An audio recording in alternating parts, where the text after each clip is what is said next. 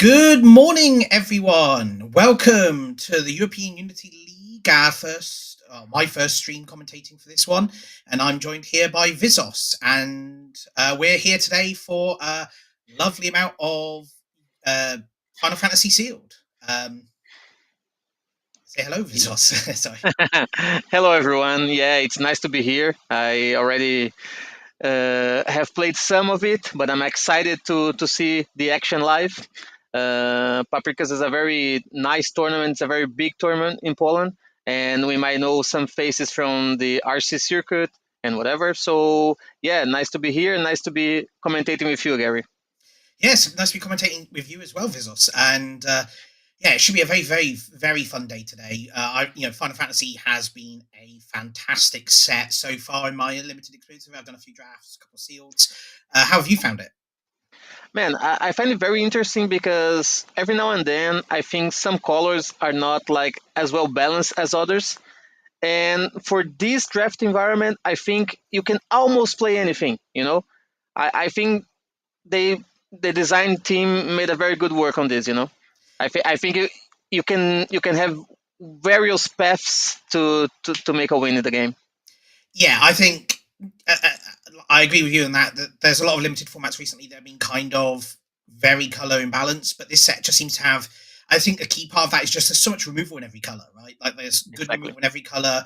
And it's all different varieties of removal, right? So you've got early game and late game removal in like pretty much every color, and I think that's a key thing when a lot of these formats are dominated by bombs and different rares, and we'll discuss everything a bit later, or the impact of the bonus sheet.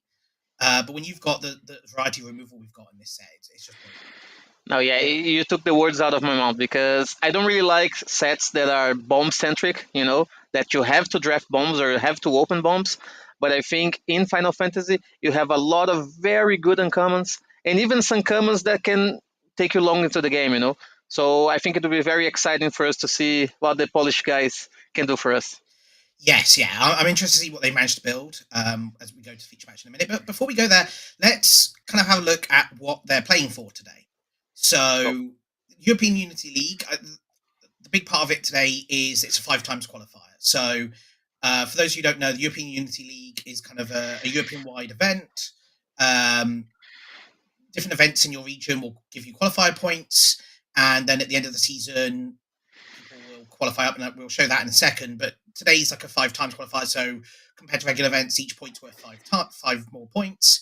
But it's also an RCQ, so they're playing for the top 2 will get a qualifier to the regional championship in Antwerp in November, and there's also some cool prizes for the top 8, some deck boxes, and the winner gets a trophy and a direct invite to the end of year big European final, which is like a €20,000 prize pool. So that'd be quite a good prize, I think.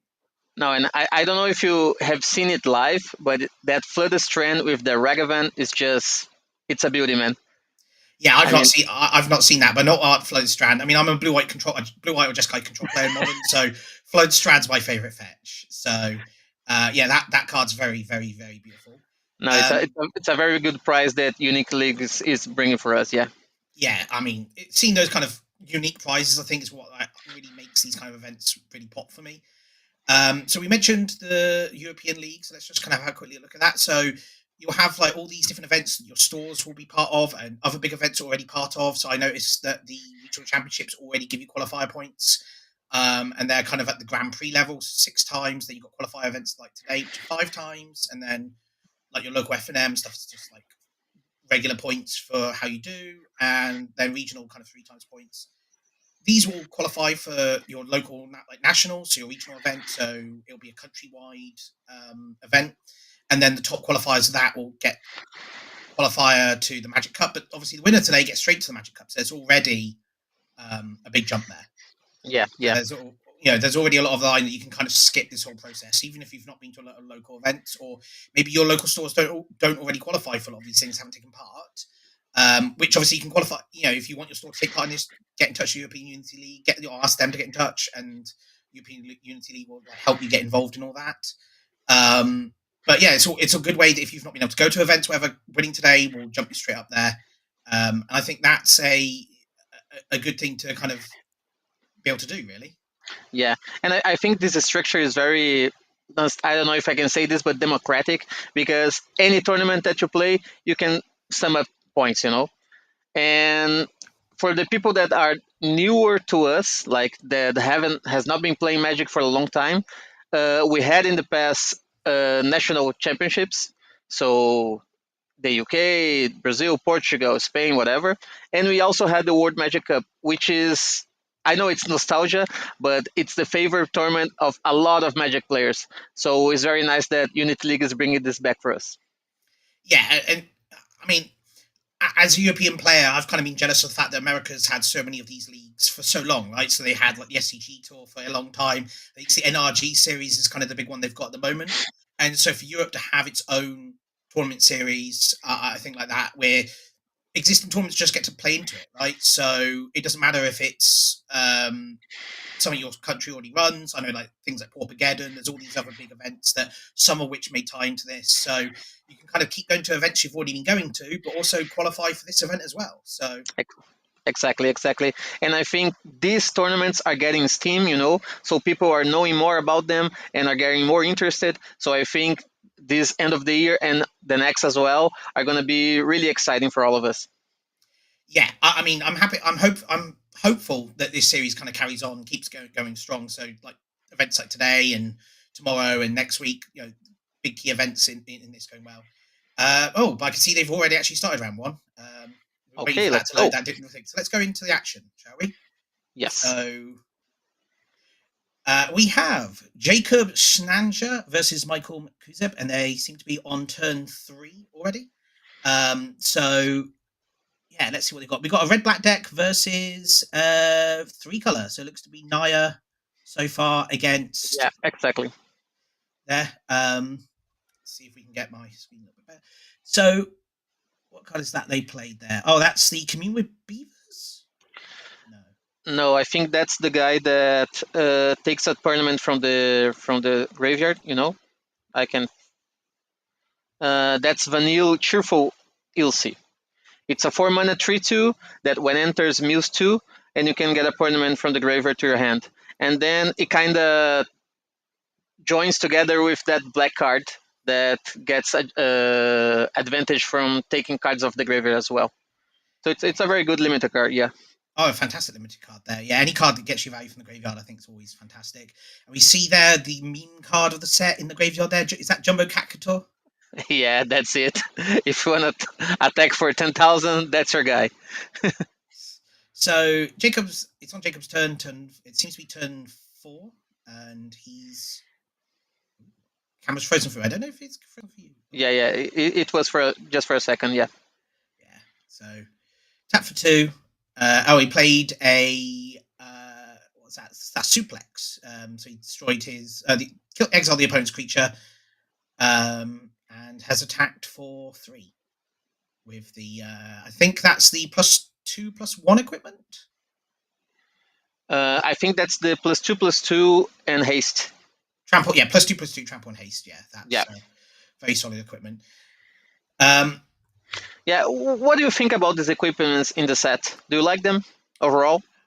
As someone who likes playing non-creature decks and likes all the synergies with non-creature things, I think that card is fantastic.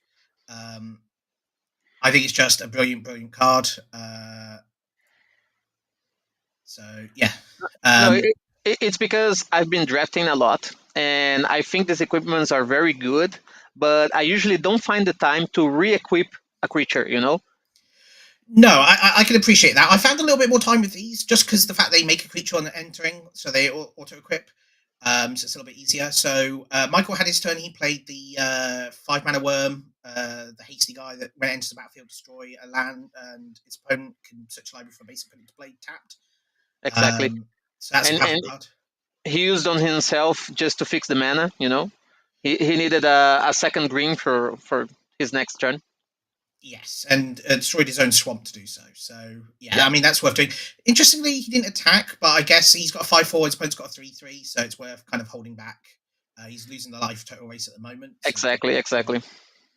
No, and it's also synergistic because in this set you have a lot of, let's say, bonus for having permanents in your graveyard. So we already have a one swamp more, you know. Yes. Yeah. I mean, if he's on something like Diamond Weapon, that could certainly matter, I think. Exactly, But his opponent played. Is that Sephiroth? So that's the destroy target creature, gain 2 life? exactly. Yeah. Intervention, right? Yeah, Sephiroth's intervention. And then he attack for 3 and pass. So it's now Michael's turn. Michael plays a mountain. It's got 7 mana, that's a lot, and he plays a 6 mana spell. Which one's this? Oh, is that the mill 4? Put any creature milled this way into play. I actually don't recognize that card. It's a full art version of the card, so I don't recognize it. It looks like it could be a rare, so maybe not. No, it's not the mill 4. He plays it and passes it. It must be a creature. Or is that the enchantment at the beginning of upkeep exile? Yeah, it doesn't seem to be a creature. I think that's the enchantment at the beginning of upkeep. Each player exiles top card of the library, and then you can cast your card for free, and each opponent's card that costs less than yours, you can cast it. I know it. I know. Yeah, yeah. It's a good card. Yeah. I think if he's, let's say, survives, it's a good card to have. Yeah. I think you brought us back to the forefront. I didn't. It still says feature matches playing on my one. Interesting. Give me a second. It seems to be we're having a few technical difficulties. Bear with us a second.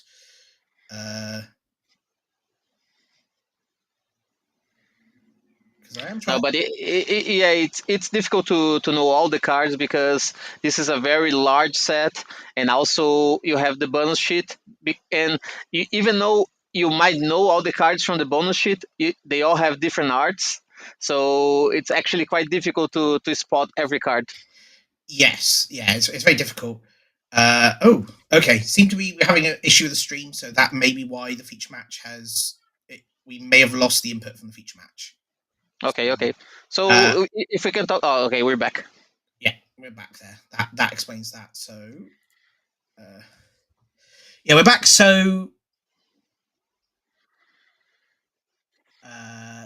opponent so back down on Michael's turn. He played a monk. I think that's the monk fist weapon, and then the opponent played Marlboro. Okay.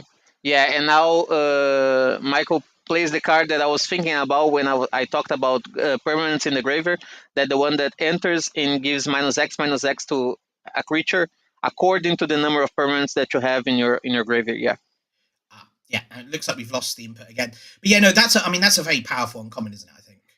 No, it's a 5 mana 3/3 flyer, so it's already okay on its face value. But if you can take something good from the opponent, then it's actually great. Yeah. Yeah, I mean 5 mana 3/3s. I mean you wouldn't play that on its own, right? So you certainly want the ETB, but the fact that it's such a powerful ETB, combine that with the -3/-3. It flies. Or Don't forget it flies. yeah. I mean, sure, but there have definitely been limited formats we've played where like 5 mana 3/3 you're happy with because there isn't a lot of good evasive threats in those sets. No, and I know the power level is being getting higher and higher with the time, but yeah, it's a good card. Yeah, I mean it's always hard to kind of complain when you kill a creature and still have a 3/3 flyer left over like that. I mean, paying 5 mana to destroy a creature is normally what you play in. I remember back playing when I first started playing limited, it was always 5 mana sorcery destroy target creature. It's kind of like what you had, Yeah. and now you've got 5 mana 3/3 flyer that can also kill a creature. Potentially. I mean, obviously Yeah. it depends on your graveyard, right? So you want to play a lot of those mill effects. No, and the card that Michael played first, the worm that enters and destroys a land, it's actually very synergistic in a lot of decks in the format because, of course, you can take a land from your opponent, which is always good. You can maybe break him in some color, but give targeting your lands gives you a permanent in the graveyard and actually gives you another landfall trigger, which is very interesting this in the set.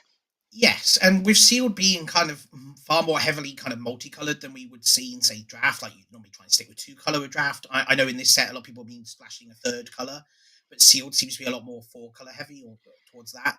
Being able to kind of mana fix yourself with a card that's clearly designed really to hit your opponent's lands. Like that's kind of why Wizards design these kind of cards, is to punish like land utility lands or creature lands or stuff that opponents play. The fact you can just use it to also fix yourself a little bit if you need to in a heavy color deck's fantastic, right? Because it's only 4 and a red, Exactly. so it's not color intensive to play itself. Yeah. No, I mean, five damage haste is no joke, you know. So Yeah, I've been on the receiving end of that a couple of times. To be fair. It's never. It's like, oh, I've got the whole game stable. Play 5/4 of haste, destroy land, because there are times where I'm splashing a color, they take me off my splash color as well. That's a real pain sometimes as well. So yeah, it can also be very punishing to have this against you if you're in like a 4 color deck, right? exactly.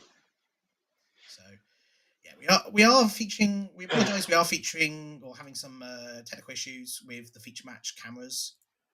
So bear with us for that. What I might do is I might just put us on pause for a second, take us onto a quick break while we wait for the camera to come back up. So uh, bear with us a second. We'll come back and we'll be back as soon as we can be. See you guys. See you in a minute.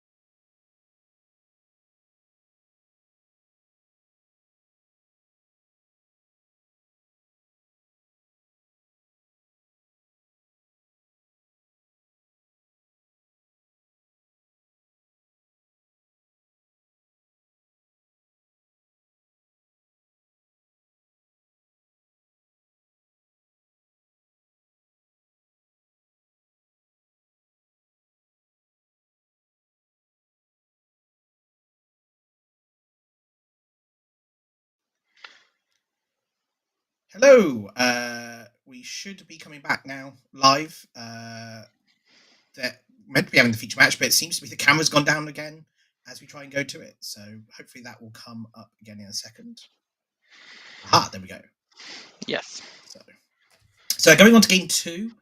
I'm not entirely sure who won game one. Looking at the board But state.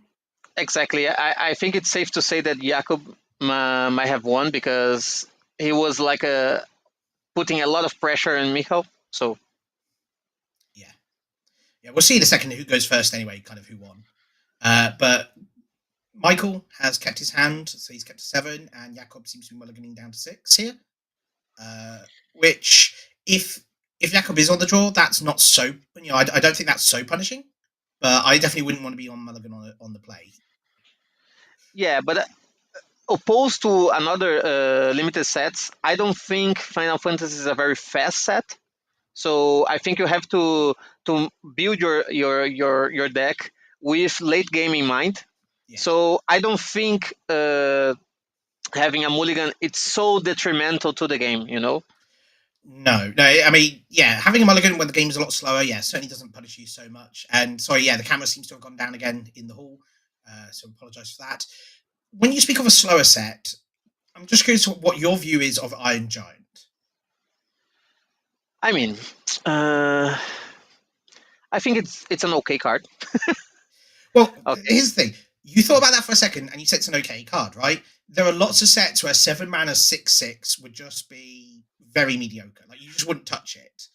And in this set in draft, like sure, I'm not going to take it as like a high pick card, but like a 22nd, 23rd card in my deck, I'm perfectly happy with an Iron Giant. I completely agree with you. It's because it's not an exceptional card, but it's a you need to have something in that range if you want to win late games.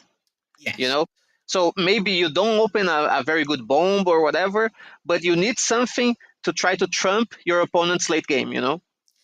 Yeah, very much so. I mean, the fact that I mean, as you say, it's a very slow set, but there's not a lot of like huge creatures at the top end, right? Like Iron Giant at 6/6 seems to be kind of like the top end of the power and toughness curve outside of a few rares. Like obviously you have Barmut 9/9 first like 9 at the very top end. Um, but you have You have the Coliseum Behemoth, which is a 7/7, and then you have the Forest Cycler. There's a 6/6 that enters in game 3. I think those are the most common big creatures that you see on the late game. yeah. So Iron Giant seems to be, I think, a fantastic. Well, not fantastic. It's a very mediocre card in the sense of, but like I've liked it on the fact it's also it's aggressive, it's defensive. You know, it blocks everything. It has reach, it has vigilance, it has trample. Like it has all the keywords you'd want a card like that to have at that late stage of the game. And the set has a lot of removal, as we mentioned a little bit earlier. And I think that plays into the fact that you just want these cards that once all the removal's gone, you need something on the board. Exactly, 7 mana exactly, 6/6 with that can attack and defend at the same time. I think it's a fairly solid card. exactly. I mean, there are a lot of top ends that I like. Lately I've been doing a lot of drafts, and one of the cards that I draft, it's a mythic, so you're not gonna pick it very often, but it's Summon Knights of Round. The White Saga. Yes, that's the was that the 9 mana saga that makes 4/2/2s when it enters. It 8 mana 8 mana. enters. It's a 3/3 indestructible, and which with each lore it puts 3/2/2 knights. So at the end of it, you have 12 2/2 knights. Yeah. So yeah, it's actually really really good. I've not seen that card yet. I've not opened it. I've not played against it, so I've been quite grateful for that. I have seen it like 17 lands. It's like the top card in the set, one of the top bombs in the set, and that baffles me a little bit in the sense of because we know the set's a lot slower, but in a lot of faster sets, that's a lot harder to play. Looks like you're back. Yeah, we're back for now. So it is turn 5, at least for Michael's turn 5. Yeah, But Jakob seems to have missed a couple of lands, right? So Jakob, if we assume that Michael was on the play because we think Jakob won game 1, that means Jakob's missed 1 land, right? exactly. Okay, so he's missed 9 land. And Michal just casted Nibelheim Flame, which is the card that you choose a creature of your own and it deals damage to each other creature according to its power. So it's kind of like a Wrath per se, not exactly like a Wrath, but Yes, I mean in this situation it seemed to be like a one-sided pyroblast. exactly, Got the monk creature there, but I mean, it seemed to kill. It killed all his opponent's creatures. So that's effective place because Jakob had the Tombury. And here we go. We see the 5 mana hasty worm again, and Michael playing kind of the same way in the previous game of kind of like setting up his graveyard permanent count and mana fixing. And exactly. healthy attack there. Yeah, I think green is just a slight splash for him, so he doesn't mind doesn't having green mana until late in the game. So it's actually a good way to fix the mana. Yeah, very much so. I mean, we already saw that he needs the green for the 5 mana 3/3 flyer. Yeah, we Exactly. lost the camera. So again, we apologise everyone watching at home. We just seem to be having a little bit of an issue with the tech in the hall. The Wi-Fi seems to be struggling a And little bit.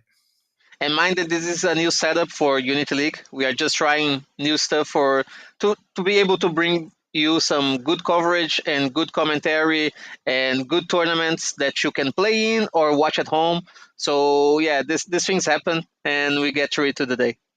Yes, yeah. It's one of those things that hopefully, as the rounds go on, we should get this fixed and a bit more stable. Apologize to Michael and Jacob because being on feature match, is always a good thing to be on. Like, yeah, I think most Magic players want to be on feature matches if they can be. It's always kind of a little bit of a privilege when you go to an event to get on the feature match. So we apologise to them as well for what's happening that we're not able to really cover very well. Yeah, But and The name of the card that we were talking about, it was Cloud of Darkness. It's 2 green, a black and 2, so 5 mana, 3/3 flyer, and when it enters, gives -X to a creature, where X is your number of permanents in the graveyard. Yes. Yeah, I mean that's those kind of cards are always like very good. Like I know in Hero Standard, I don't know how you feel about it, but you've had cards like that before, like Ravens Chupacabra. What was the we had like the Elemental one that was like I mean, Evoke. the one that comes to mind for me is Shriekmaw, Yeah, but it's Shriekmaw. That's what I think of. Yeah, the Evoke Elemental Shriekmaw. Yeah, you've got that Shriekmaw, and then you had the Royal Assassin. Oh well, that game seems to be over already. So yeah, and since the players are on, so I think it's 1-1, and we're waiting for the third game. yes, although it's possible that Michael actually won 2-0. Because I have a feeling Michael definitely won that game, right? There's no way, if the game's over, there's no way on that board state that I think Jacob Okay, won. okay. I think. Yeah, I think so too. There doesn't seem to be any. I mean, maybe they're both sideboarding a moment. There doesn't appear to be any decks in play. Yes. So, oh no, you are going Yeah, to the games. they are presenting. It's because I got the image that Jakob won the first one and then Michael won the second, you know? Yes, yeah. I mean, Michael definitely would have won that game, right? I think I don't. I mean, as he said, it's a slower set, but I can't think of any cards from that board state that would get Jacob back. Given Exactly. he doesn't appear to be on like Ultimo and stuff like that, right? He's not on the colors for that, so. And Gary, I don't know if you like different card arts or different accessories, but man, I must say I love this playmat. Oh yeah, the playmat is a very interesting art. I'm not sure how I feel about having a giant mouth on my playmat, but it's creative and it's colorful, right? And these are the kind of playmats that are just. I like seeing these things because they just stand out quite a lot. But yeah, it's a very beautiful art, and I guess it features the match anyway. I think so. Yeah, Jacob on the play, leading off with a Tombury, swamp into Tombury. I've never played Final Fantasy. I'm aware that a Tombury is meant to be quite a dangerous enemy. But yeah, passes back to Michael, who plays land and plays the map. I haven't played much of Final Fantasy in the video game, but I know that as a magic card, that card is really, really good. Because when you attack, it's almost impossible to kill it unless it's a double block. Yeah, 2/1 first strike death touch is very, very hard to block. So Jacob just in his turn removes the stun counter from the Tombury, plays a mountain and passes, and Michael then plays a land and passes with the ability to kind of crack the map for a basic or wait another turn and crack the map for any land. Exactly. So pass back Jacob. Jacob plays a swamp, attacks the Tombury, and following up with. That's the 3-mana 3/3. That when you cast a non-creature spell, you can play a black and bring it back from the graveyard to your hand. Oh yes, I was going to say. And he intercepts. Yeah, definitely intercept. That's what threw me for a second there. So the artwork looks like that card, but he didn't have it into tap, so that's what threw me for a second there. But how do you find that card? I don't know. How have you found that card in your limited play so far? I think it's really good because I think every deck has non-creature spells, and black has a lot of small creatures and removal, so you can like pressure early. I think it's one of the best. I don't know if I can say aggro decks, but decks that pressure the life in the beginning of the game. Yeah, and with these like living weapons, like there's just a lot of incidental non-creature things that you can play as creatures. So Michael, his turn, plays a forest and plays the saga creature that has chapter 1 and 2 discard. You may discard a card if you do draw a card, and then 3 and 4 add red mana. And that, I mean that's been a very solid card from my experience. But I think I think it's a very good card because it gives you card selection. Yeah, it definitely gives a lot of selection for things. So plays that, pass back to Jacob. Jacob attacks with the 3-drop and the Tombury. Plays another mountain, I think, and passes. Oh no, it hasn't passed back yet. 4-drop. 4 mana. What's he got? Yeah, he Michael didn't accept the trade, even though his creature is going to die eventually. But the creature of Jakob is also something that he can bring back from the graveyard. So I think I agree with him that it is not a good trade. No, it's definitely not a good trade. And Jacob follows up with the warrior sword, so it's the +3/+2 equipment. So that's quite a good one. But here we see it again. The spell that kind of broke up the last game, the Niflheim Flame. So go around doing 3 to everything on the board. So that's pretty good. Exactly. And it actually has a flashback for, if I'm not mistaken, 7 mana.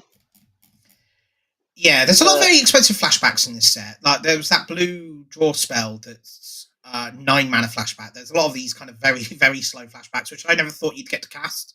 But I've definitely seen a lot of these kind of expensive plays in this set. no, yeah, and this one reads really well because it says discard your hand and draw 4 cards when you flashback it. So you're gonna flashback only at the late in the game, so because you need to have 7 lands. So it's probably that you're not gonna have a full hand. So it's actually really really good. Mm-hmm.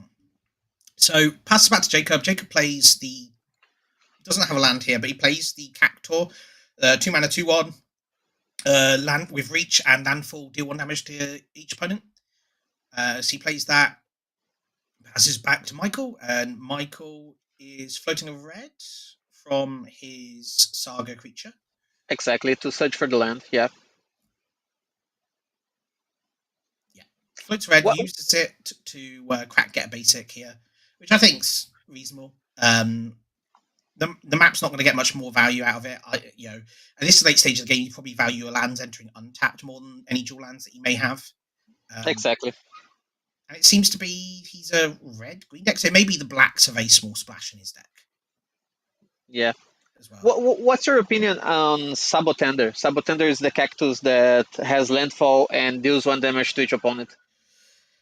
Um, I don't really have much of an opinion on it. Really, it's one of those cards that's like annoying to play against, but it's for me it'll come close to I think the I don't know if you ever listened to Limited Resources podcast, but their card if your opponent plays it, you have to win the game type card because Yeah. you don't really want to lose to Sabotember.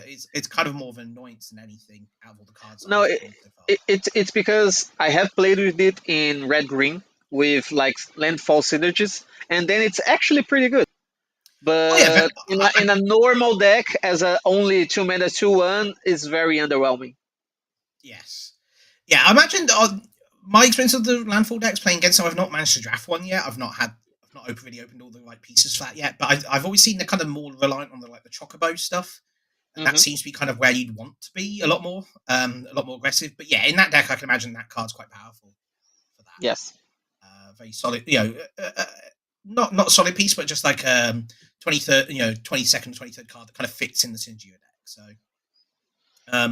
Michael in his turn played the 4-drop mill 2, return a permanent from your graveyard to your hand, and Jacob offers the trade. In his turn, attacks the Sabotember, offers the trade. But here's a powerful bomb: the Darkness Crystal. Now, that's a very Exactly. powerful card. That I think. What's your view of that? I mean, I like the card. I actually from these cycles, I think the green is the best one in my opinion. But I actually really like this one. If the game goes long, you can have some better creatures with it in play. So yeah, I think it's good. And I think it works really well against, like, we just saw here the Saga creature. Chapter 4 goes on the stack, makes red mana, it sacrifices itself being a Saga, and because it's sacrificing itself, it gets exiled to the Darkness Crystal and gains Jacob 2 life. So those kind of Yeah. things are very powerful. No, it's just because for this one you need some setup because you need creatures to die and then be exiled, and then you have to bring them back. Opposed to, for example, the green one that you just need creatures in play so you can start using it. Yes. But Michael, on his turn, managed to use the floating mana from his Saga and played the very powerful, you mentioned it earlier, the green Forest Cycler. But it's Yeah, getting it, hit by Sephiroth's intervention there. So not of his nice. world, but it did gain Michael some life. But I have a feeling that if Jacob gets the mana, that's something the Darkness Crystal might be bringing back because that's a very Exactly. powerful threat. Exactly. The name of the card is Balaban T Rexauer. Not a very normal common one, but that's what it's called. It's a 6/6 trample that enters gain 3 life, and like we said before, it has Force Cycle. Yeah. So Michael on his turn following up with I think that's the Monk's Fist Weapon again, and the Reinforcements. 3 mana, mill 3, gain 2 life. So that's quite a powerful Exactly. card. Well, powerful. It's an interesting card, right? Because we know that Michael has a lot of these kind of. He has cards that care about the graveyard, right? Permanents in the Exactly. graveyard. I think it's good in his deck. You wouldn't play in any deck because 2 mana, 3 mana, 2/3 that gains 2 life. It's not a very good limited card. But if you can mill something that is good in the late game, so I think then you have a very good like overall card for limited. Yeah, yeah, I agree. And this just has an incidental value, right? Because you got the cards that care about permanents in the graveyard. You have flashback, so you have got ways to utilize that. And I think cards like that really work towards this set being a slower one. We mentioned it's a bit of a slower set. Incidental life gain, I think, works that. And 2/3, there isn't a lot of things that can attack in the set through a 2/3 at the early mid game that don't also die. There's a few 3/3s, but there's a lot of X2s as well in the set, from my experience. Exactly. And you just talked about lifelink, and actually white has like a sub team of lifelink, some creatures that trigger some ability like gaining 1/1 counters or stuff with lifelink. But I haven't found this strategy very good. Let's see if someone brings it to the table today. Yes, yeah, I'll be interested to see if we get to see Aerith. I had a pre-release deck which had Aerith, and it had the life gate, the sword. Whenever you gain life, put a charge counter on it, and that works really well with Aerith. That was quite a good combo. But yeah, uh, Michael passed back to Jacob. Jacob, in his turn, play cycle Marlborough, get himself a basic land, and then pass it back to Michael, who has once again played the card that's showed up all 3 games now, the Worm. Exactly. I don't know if he has more than one copy of it, but yeah, it's showing up a lot. Yeah, Sandworm, destroying his own swamp, getting another swamp here, and then So attacking with the team. attacking for 9, yeah. 5 from the worm and 2 for each of the other creatures. And let's see if Jakub can draw himself another land so he can activate the darkness crystal. Yeah, the Darkness Crystal will be key here, because if he can get the land, activate the Darkness Crystal, get back that dinosaur, he hit the land. There you have it. There it is, the mountain. So if he activates the Darkness Crystal, that's going to be quite a big roadblock here, I think. Exactly. And a lot of this type of artifacts say that you need to do it on sorcery speed, but this one you can actually do on instant speed. I don't know why Jakub did this right now. I don't know if he's fearing something, but you could do only, for example, when your opponent is attacking, so you can like fade sorcery speed removal. Yes, I think part of that is it should be tapped here, so it actually comes into play tapped with a 1/1 counter on it. So he does come in, with 2 1/1 counters, so it will be an 8/8 here that gains him 3 life, but it won't actually be able to block. Exactly. So I don't know if they're going to be able to catch that here. But yeah, I think that's why it can happen at instant speed, is it because he can't be a surprise blocker. But I don't think this is long for the world. Yeah, it's actually receiving -10 right now from the Darkness Cloud. So yeah, the entering Zantep, which was a mistake, didn't change the game very much. So, firstly, it also shouldn't be exiled to the Darkness Crystal here, because it says if a creature an opponent controls die. Yeah, and you've caught that. Michael caught that. Yeah. That's pretty good. But yeah, Darkness Cloud coming in here and breaking this open. It seems to be that Michael's deck seems to be very, very fast. Like he definitely seems to be on the far more aggressive end of what I have seen so far from this limited set. I think the lives are updated right now, so we have Jakob at 2 and Michał is still at 20. Yeah, I think there's a slight delay in the stream, so I think maybe there's a slight incorrect there, because I see that I can definitely see on the phone on the screen that it's Jacob at 3, Michael at 19. Okay. So there might be a slight disconnect there by one. Yeah, so it's a slight incorrect update there, but yeah, I mean, yeah, and not much that Jacob can do to come back from that. I mean, Michael takes the game there. So we did manage to see get everything to work out a little bit towards the end of the match. So just come back to booth. So yeah, Michael takes that game there. I mean, that was outside technical issues. That was a very fun game to watch, right? Exactly, Games. exactly.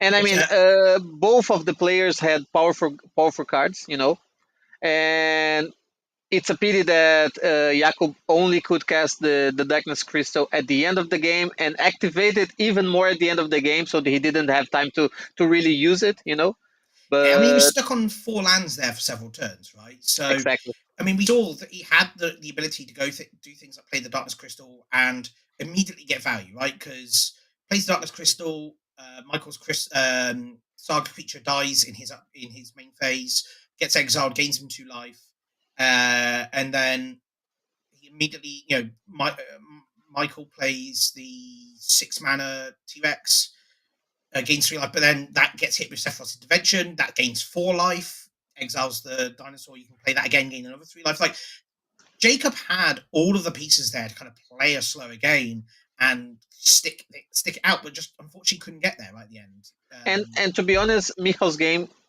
it was very like well planned.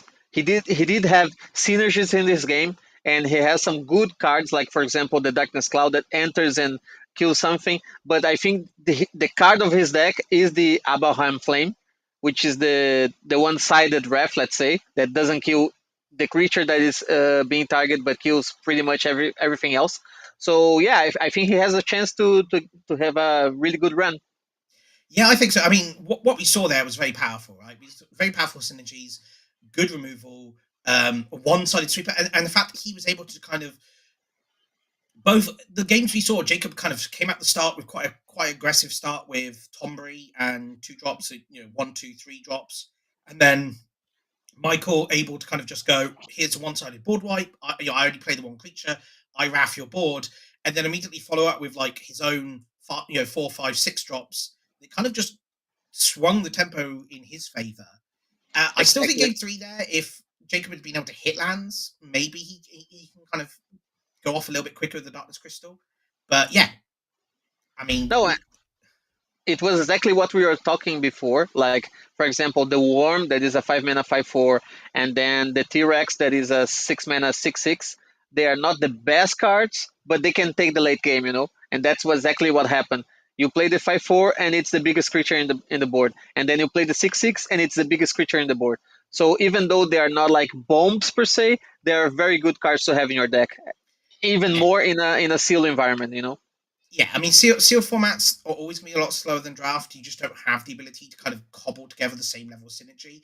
You the big I think the one time sealed can often be faster is you're just more like you can open those like 3 or 4 bomb rare packs. You get those nowadays with play boosters. There's with the bonus sheet and everything as well. It is possible to open like 3 rares. Like I don't know if it's possible to open 4 rares in this set. I don't know if it's like double face card is a separate slot that can also be a rare, or if I'm not quite sure. Yeah. but yeah, you can certainly open up in sealed packs that you wouldn't necessarily open in draft because in draft you'd like take 1 card, pass it, and everyone else gets one of those rares. But in sealed, you're more likely to get those kind of packs. So that's where you might see a little bit more swinginess in sealed. But on a whole, you typically get a little bit less synergy and have to go into those 3 or 4 color decks that we're seeing. Maybe might see a little bit more of. Yeah. And what's your opinion on the bonus sheet? For example, I have drafted a lot of the set, and I think it's very interesting because some of the cards in the bonus sheet really fit into the theme of the set. For example, yesterday I was playing and I picked Fang, the 2 mana 1/3 that has Death Touch, and every time a Death Touch creature deals damage to your opponent, it gets 2 poison counters. And I have 3 of the 3 mana 2/2 Flying Death Touch in black. So it was actually really synergistic, and it's like an uncommon and commons. So I think the bonus sheet is really doing something good in the set. Yeah, I mean, just show some of the cards of the bonus sheet. So yeah, the bonus sheet, we've got Ragavan, we've got Lightning Bolt, Primeval Titan. These are just kind of examples of these kind of cards, right? And yeah, I mean, the bonus sheet, I think, there's controversy with bonus sheet stuff, right? Like often bonus sheet more recently has been kind of the special guest cards where like you get one in every 10 packs or so, 12 packs, where it's very much special guest is more kind of like here's a thing you get that maybe adds a little bit of value to the set in terms of collectability or just a few bit of spice here and there, like you open a really fancy card for newer players. But this set has like 1 in every 3 packs, right? So in a sealed pool, you're likely to have 2 of these cards, and Yeah. some of these are pretty powerful. Like I one of the pre-release pools we had at our pre-release, one of the players had I can never remember the name of the card. It's the 4 mana human that whenever non-human attacks, look at the top like 6 It's cards. Winota. Winota. Winota, yeah, The Winota. Joiner Forces, yeah. Yeah, so Winota Joiner Forces, that card like is busted in this set, right? Because Yeah. there's so many humans and so many non-humans. Like all the heroes are non-humans, but a lot of the creatures are inherently humans. So like the way the set's built just seems to work really well for Winota. Man, it's a card that was banned in Standard and then banned in Pioneer, so yeah, it's a pretty good card. And Yeah, if I might say, now you're gonna be jealous of me, but this card that we have in the middle of the screen, I already drafted and it's busted, man. Having 2 additional landfall triggers in your turn, it's really good in this set. yeah, Primeval Titan is a fantastic card, and I did actually draft that recently. I was in a draft a store where I drafted Primeval Titan and Azusa, because Azusa's Oh, also in this set. Now, I wasn't in green, right? I just picked them up because Primeval Titan's a good deck in Modern, and it's always nice to own pieces for other decks. yeah, Um, exactly. but yeah, just I mean, I didn't even know those cards were in the set on the bonus sheet. It's very hard with a bonus sheet as big as this set. It's like over 100 cards as well. To kind of know what every card is on that sheet. And so when you open Azusa and Primeval Titan, you're like, well, you know, someone at Wizards is a Titan fan. The No, same way as I we mean, know clearly someone there's a CEDH fan, right? Because you've got all the I mean, CEDH commanders are also on this yes. sheet. I try to grind the competitive scene, so I have to play, for example, Modern, Pioneer, Standard, whatever. But I'm more of a modern player, and I really like different arts, like full art and borderless and whatever. So every time a new set comes up, I have to look at the bonus sheet, because I like different cards. Oh, And I think this one has a lot of nice arts. For example, some controversy on Fatal Push, because some people really like it and some people don't. So yeah, I think it's good for us to have bonus sheet and some reprints that are actually really needed for the community. Yeah, yeah, very much so. I mean, its impact on limited aside, and I do think there is some debate over whether this kind of bonus sheet with how common some of the cards can be, like 1 in every 3 packs, its impact on limited, where some of the best rares in the set, if you look at like various stats, are not actually set cards, they're bonus sheet cards. That can be a little bit of a frustration, I think, for some like big fans limited, where you just lose to a rare that you couldn't even plan around because it's on this sheet of like over 100 cards. So the odds of each individual rare string up are quite low, but the odds of you getting bonus sheet cards are quite high compared to other sets, right? So I can understand that, but it's a great way to get different art cards to players and also make it more accessible for players to get access to cards, right? So exactly. formats like Modern can be quite difficult to get into. So, and we know Final Fantasy will be a set that brings a lot of new players to Magic, right? So if you're opening this set, your draft either just opening because you like opening packs, you're a new player, it's a fun experience to open packs, or you're drafting, you're doing sealed, and you're opening things like Ragavan or Primeval Titan. It's like, well, there's your entryway into Modern. You've got one of the ways in. You've got one of the more powerful cards there. So that's a great way to kind of drive people to the other formats. And I think that's probably why they chose this kind of the way the sheet worked for this set. It was like, we know there's going to be a lot of new players for Standard. Let's get them into the other formats as well. Exactly, and I don't, if I'm not mistaken, Final Fantasy is the best-selling set even before it came out. So already in pre-orders, it was already the best-selling set of all time. So that's how you see the impact of a big brand like Final Fantasy coming to Magic. I know that Yeah. some people don't like this universes beyond kind of thing, but if it's to bring more people to play our game, I think it's good. Yes, I think there's not. It's always better to have a bigger game, have more people playing because it means you can run bigger events. You can have more likely to be able to go to an FNM because more stores will run events. It means more formats will be healthy because there's a large amount of people that can play Standard, which I know has had issues getting it to fire in more recent years. Right, so being able to get more players to play these formats, great for LGSs, great for Wizards, great for the players, and the fact the set is as balanced as well as it is also a big thing, right? Because when they first announced Universe Beyond, they said it would never enter Standard; it would be Modern only. And so the concern was when they announced it to be for standard, well, the set was already being designed for modern initially, right? So the concern was it was going to break standard wide open. And it seems to be just a very healthy set, right? Like limited, perfectly Exactly. balanced, standard. I mean, okay, let's ignore the fact that it's basically impossible to be any card outside of mono red or is it in shine right now. The format in standard's not the best place at the moment, but rotation is coming, and I think we're going to see a lot of these Final Fantasy cards shine over the next 3 years. Yeah, I mean, every standard environment is like a cycle. So you have some very good standard sets, but then they rotated, and then the cards that you thought were underwhelming, they start to see more play. So for now, I don't think we have a lot of standard hits, let's say, in Final Fantasy. But with every rotation, you're gonna see more and more of those cards. They start as being role players, but then you have some real good decks with those cards. And I think people are really interested in Final Fantasy because, for example, in my local game store here in Lisbon, where I'm seated, uh, people don't usually play weekly drafts. And now, since Final Fantasy came out, we have one or two pods every week. So people are really showing that they like the set and they like the cards and they like the limited format, and that's what we want to bring for them today. Yeah. Yeah, so it did seem we got those technical issues done by the end of round one, so that'll be good. Hopefully, round two will be a bit more stable. What I think we're going to do is we're going to go for a quick break now between round one and two. Just take a breath and be able to kind of reset a little bit, and we will be back in a few minutes. So see you then. See you then.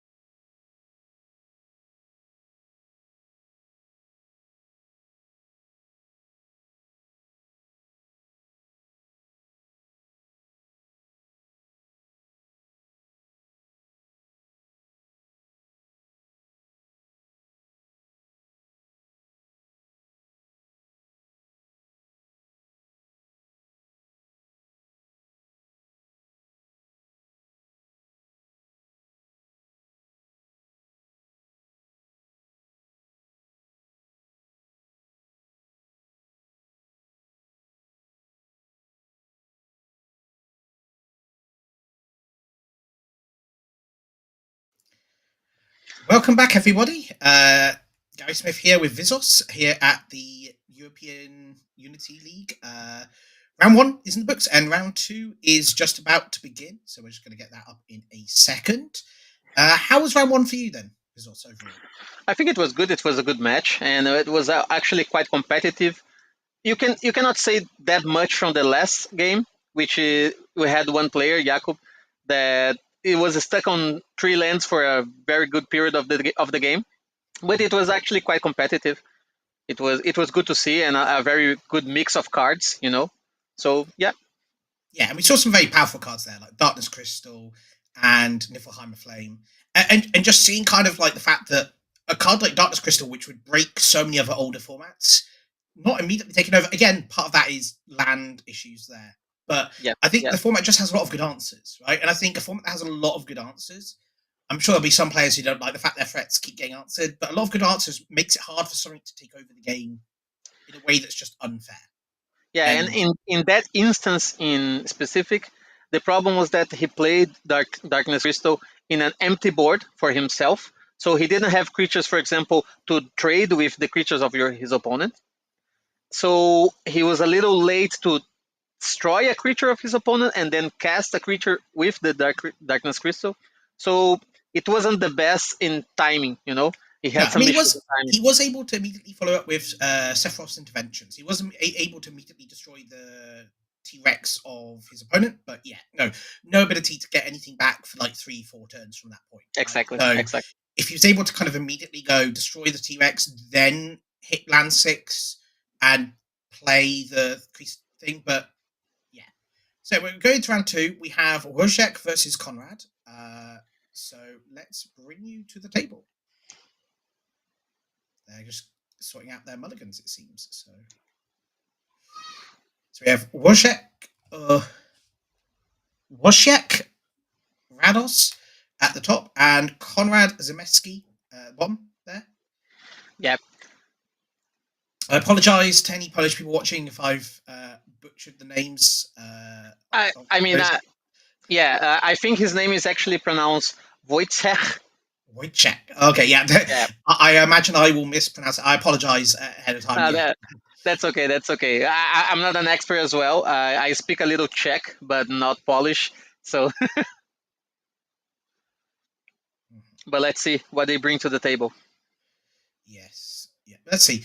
So 1, 2, 3, 4, 5, 6, 7. So I don't know if Conrad's seen his hand, but it does appear he's got a 7 there.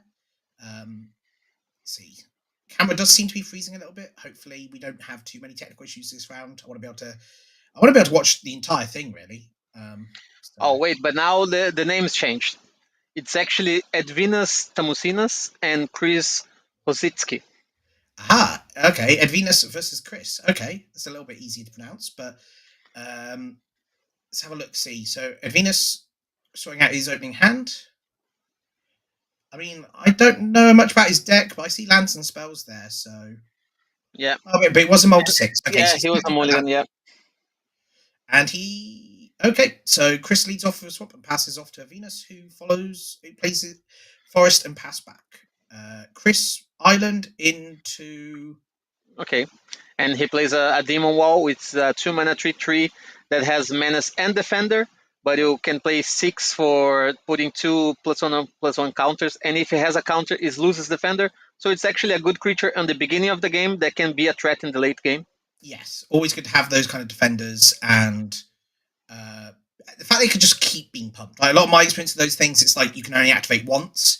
This one you can keep activating and activating. So if your opponent hasn't got anything to block with or any removal, they are going to die very quickly once you get to that point. But Yeah, it's a good mana sink, but I think this set has a lot of mana sinks because you have some good flashback cards from the graveyard. You have a lot of equipments that you can re-equip to new creatures, and you have this kind of cards that have activated abilities that can be done once and once again. Yep. Yeah, as we said earlier, it's a slower set, and I think part of having a slower set pay off quite well is having all these ways to use your mana, right? So even if you flood out, which again, slower sets, you're going to draw a lot more cards. You're likely to kind of hit these clumps of land that you'll notice the clumps of land a little bit more than say games that end on turn 5 or 6. not always commonly limited, but like quicker games, you don't normally get things. Having mana sinks also gives people ways to utilize that mana. So having Exactly. something like a demon wall, being able to kind of keep pumping up. Now, Um, it's a very deep set as well. It doesn't mean that, for example, oh, if you are in green black, you absolutely gonna be playing to your graveyard. You can have some other strategies in the same color that usually goes to self mill. So, for example, you have a sub team in black that is like treasures. So, for example, you have the 2 mana 2/2 rat that when it dies, it creates a treasure. You have the removal that is 5 mana, enters, destroys something, and then every your turn at the end of the turn that some creature died, it creates a treasure and then it flips into an indestructible creature. So, for mhm. example, these cards don't usually use the graveyard, but they are in a graveyard centric color. So, yeah, it's a very deep set that you can have many ways for winning the game. Yeah, and you have like the Namazu Trader as well, right? Like the 4 mana 3/4 when it enters battlefield, lose a life, make a treasure. When it attacks, you can sacrifice another creature or artifact and surveil 2. So Exactly.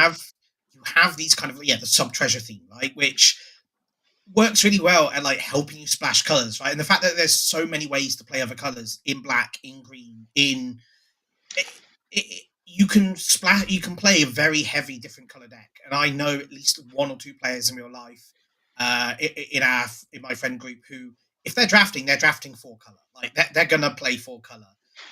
Doesn't matter if it's a monocolored set, they're playing 4 color. Yeah, it's strange because, for example, every now and then we have a set that we can build the famous 5 color green, which is like green based, and then you splash for all of the other colors. But in this set, you can have that basically in green and blue because of the towns synergy. But also black has a lot of treasures, so you can also be splashing a lot with black. Yeah, Yeah, yeah, and that makes, I think, the set a lot deeper in the sense of there is, yeah, as you say, the blue green towns kind of archetype where you have got that 5 color payoff, right? So you've got the 2 mana Kai that makes all your lands come in untap, but if you control, is it like 5 more towns being a comeback, you make a 2/2 and stuff. But we're back in the game. yeah.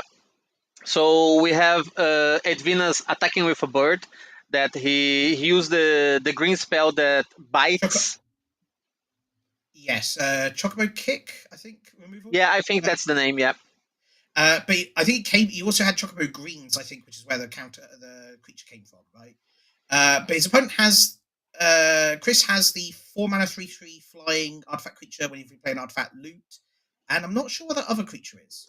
the other creature is Cecile Dark Knight. It's actually a very interesting creature. It's a 1 mana 2/3 Death Touch, which is already good in these stats. But it says every time it deals damage, you lose the same damage, and when you have 10 or less life, it flips into a 4/4 lifelink. Yes, yeah, and I that card's very scary. Like a 1 mana 2/3 is already kind of really hard to beat, and Exactly. but what's it's the robot. Okay, so yeah, he played the 4 mana sorcery, makes a robot with flashback for 6. That if you flashback, you put 2 counters on that. So, Exactly. and because he's got the copter, he gets to loot away a spare land here. So, Yeah, uh, that card is actually a very good role player because it puts an artifact creature, so it's good in the blue white deck. It's a 4 mana spell that is the non creature spell, so it's good in the blue red archetype. So it's actually, when you see it, 4 mana 3/3, oh, it's not that good, but it actually plays out very well. yeah, it's played a lot better than I would have. Like when I first looked at it, I went, well, 4 mana 3/3, 6 mana 5/5. Like both sides of that card are kind of undervalued in terms of the creature size for the mana ratio. When you consider it goes in basically every blue deck, right? As you say, blue white Exactly. artifacts, blue red 4-drop and above, blue black control, blue green towns. Like it's only a single blue pip, so all the different decks can kind of play it. Obviously, it has higher synergies in the blue red, blue white decks, but blue Exactly. black and blue green, like these decks just want to have a lot of lands. It wants to have a ways to use its mana, and the flashback is where it uses that. And you have like in blue red as well. You've also got like the laughing card where it's like 3 mana as additional cost, discard a card, draw 2 with Yeah, yeah. flashback. So having other flashback cards that you don't mind discarding because you can recast them later Again, Yeah, very good. you have two cards that are very good role fillers in this Easy deck, which is this one that you talked about, that is discard one, draw two, and you have the other one that is also flashback for four, that is survey one and draw one. So they are like underwhelming cards per se, but they fit very well with the theme of the deck, you know? Yes, yeah, and the fact that all these ways that you mentioned the 2/1, like there's that is it the 2/1 that whenever you cast a creature with was it one? No, not 2/1. You got the 2-drop that's whenever you cast a non-creature spell mana of 4 greater, put a 1 counter on it, can't be blocked this turn. Yeah, this one is called Sahagin. Yes, and I think it's Yeah. actually a 1/3. Yeah, it's a 2 mana 1/3, and whenever you cast a non creature, you put a 1/1 counter, and it becomes unblockable for the turn. Yeah. Yeah, and the fact that those cards track mana spent, not mana value, which one, after dealing with beans in standard and in pioneer and in modern over the Yeah. last couple of years, tracking mana spent, not mana value, is fantastic as a way to avoid, like, if you get discounts things. But it's also good with flashback, right? Like, you've got more expensive flashback on all these different spells, so even if like the front end doesn't trigger it, the back end will. Exactly. The card that I was talking about before, it's called Dreams of Laguna. It's 2 mana, instant, survey one and draw a card, and then has flashback for four. And actually, when I saw this card, I was like, okay, this is just a worse deduce, which is 2 mana, instant, draw a card, and puts a clue into play, and then you can draw for two. But then the clue does nothing for the seat of the set, for the team of the set, and this one does everything that you need. Well, the clue, I mean, I agree to some degree. I would think the clue probably does well in the blue white artifact deck. There is a little bit Yeah, of yeah, clue. yeah. You can have that. Yeah, yeah. And there is some, like, when you do things sack an artifact like in black and stuff, so like it could go in blue or black. However, as someone who played Deduce in the standard blue white control deck when it was a thing, back when we had Memory Deluge, we had Wandering Okay, Emperor and okay. stuff like that. Mm-hmm. Dreams of Laguna, I think, is a little bit better. Like, I know it's a lot more expensive to flashback than the clue, but there's no way for your opponent to interact with it. So temporary lockdown doesn't get locked. Temporary lockdown, okay, is rotating soon, so that'll be gone from the format. But you don't lose your ability to draw an extra card around some of those. But we do Yeah, have Ultima, right? So, like, if you have Ultima, that gets rid of your clues. So Dreams of Laguna, I think, kind of would replace Deduce a little no, bit. and if you're saying about blue eye control, you usually play lockdown yourself. Yes. So it puts you in an awkward situation. For example, that you wanna cast it on turn two, and then you have to cast the lockdown on turn three and lose the clue. Yeah, Yeah, yeah. So you lose the clue, but also Severe One Draw is just better than Draw. Like, this is a yeah, much better Think yes, Twice, and Think yes, Twice yes, is in Foundations. I remember seeing that and going, "Cool, we're going to blue white control." Like, they want to support control. These are the kind of cards control needs access to all the time. Like, when we've had them, when we had like Omen of the Sea, we've had those kind of effects. Blue white control felt playable. It needs these like and I'm a control player. Like, that's going to be where I look for things. Is what are the role players? What are the things that kind of keep me in the game? In the early game, give me some things to spend mana when there isn't anything to remove. So the worst feeling in control, I think, not the worst, but a situation you don't like being in with control is just kind of sitting there looking at your opponent playing land go. It's a good feeling to have because it means your opponent's not putting any pressure on you, but you do want to be able to kind of progress your own game. And sitting there is sometimes a recipe for disaster if you've only got the one counter spell, or the one removal spell. So having things like Dreams of Laguna, I think, powerful, and they're just much better than Think Twice. yeah, yeah, yeah. I agree with that. Yeah, and I don't know if you had the chance to watch the Pro Tour last weekend, but everyone saw that Izzet Cutter and then Mono Red was the top dogs of the tournament. But the card that we saw on play right now, Cecil, the black 1-drop for 2/3 Death Touch, it's actually seen play in Mono Black, which is one of the decks that maybe can trump the meta game once the bannings happens on Monday. I think Mono Black might be a good choice for whoever wants to play a more mid-range style of deck. Yes, I mean, I'm excited for Monday. I think Standard does need changes. I don't want to speculate on all the different changes that will be because, having seen social media, I know that there's a lot of opinions of what people want to go, what the people don't want to go. There's rotation in like a month with Edge of Eternities, and I know they've got that big spotlight series. They've got the big Orlando spotlight, I think it is, which is the rotation spotlight. So the idea Yeah. is like, hey, it's a brand new standard, let's play. And I think specifically for that, they're going to make some bans because there's a lot of cards that aren't rotating that are potentially problematic. And I think part of that is we've got a 3-year rotation now, right? So there's cards like Eldraine. Eldraine would be rotating if it was under the old standard system, and it isn't. But yeah, anyway, moving Looks on like for we're Saddle, back. we're back. So not sure who won that last game, but we are on turn 3. I have a feeling Ed Venus won because it looks like Chris is on the draw. Yeah, we see on Edwina's side of the table, we see a Dwarven Castle Guard, which is a 2-mana 2/1 that when it dies, it creates a hero. So it's another creature to equip later, you know. And we also have the equipment. I know it's like a, if I'm not mistaken, the name is Dragoon's Lance, which is it gives +1/+0, and it's a knight in addition to it other types. And when it's your turn, it gives flying. Yeah, the jump effect that appears on a few of the cards in Final Fantasy set is it's just a powerful mechanic. I love like flying during your turn. It's aggressive, not defensive. You can't block flies, but you can get in there. And Dragoon's Lance is such a good equipment. Yeah, And Venus is playing that card we saw last game, the Mill 2 Return a Permanent to your hand. yeah. So that's pretty good. It's Vanille Chulfo Ilsi, yeah, the one that mills 2, and then you can take a permanent from the graveyard to your hand. Mm-hmm. So I'm curious actually if Ed Venus is on the draw because Chris has just played land 4. Now it's possible that Chris missed a land last turn. We do see a Mobro in the graveyard, so he did cycle for a swamp at some point. Exactly. Yeah. So it's possible he missed a land drop and like went land turn 3 land go or turn 3 cycle get a land, and then turn 4 he's played the jar. I think. Yeah.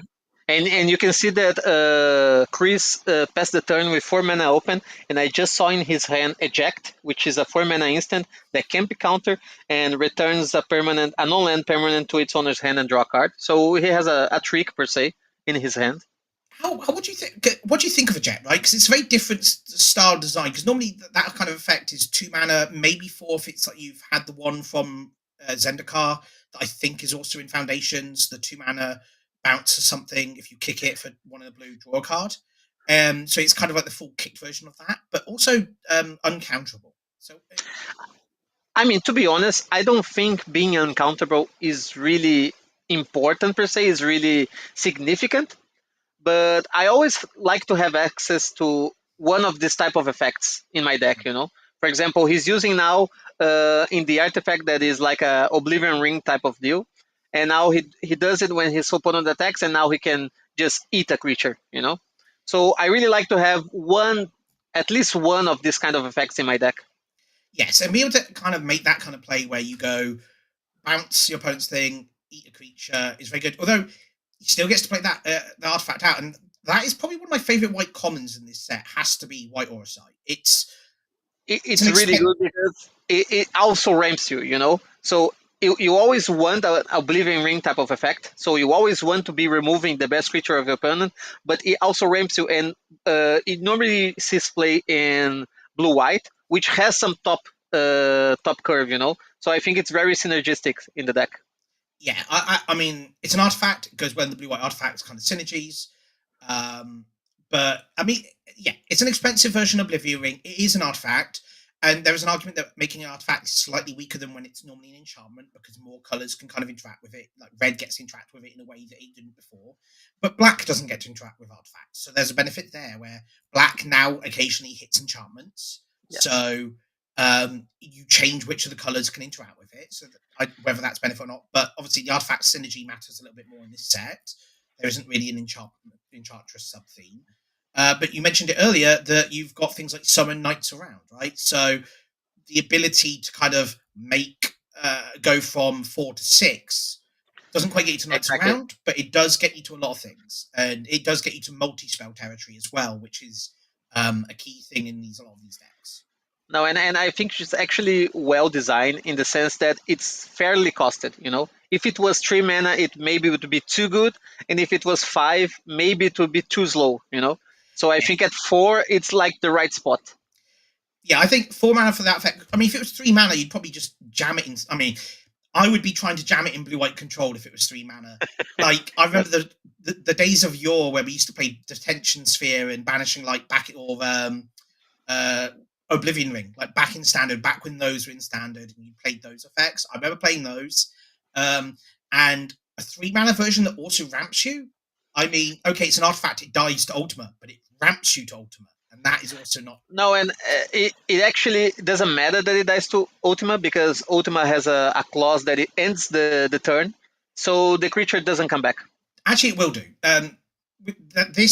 So that's because it's not a Banishing Light, or it's not an Oblivion Ring. It doesn't have a second trigger to bring stuff back. It's just when it's gone, their creature comes back.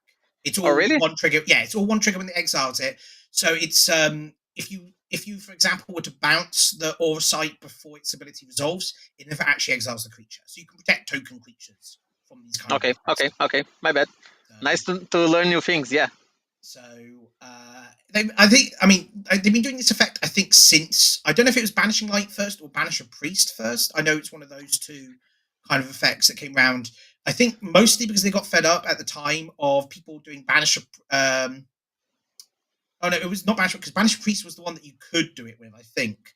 And that caused issues with Cloud Shift, where they would like flicker things or flicker. Yeah, when you have two separate sentences, then you can have some tricks. But it's when in one sentence that when it enters and when it leaves, then you have no window to do that. Yeah.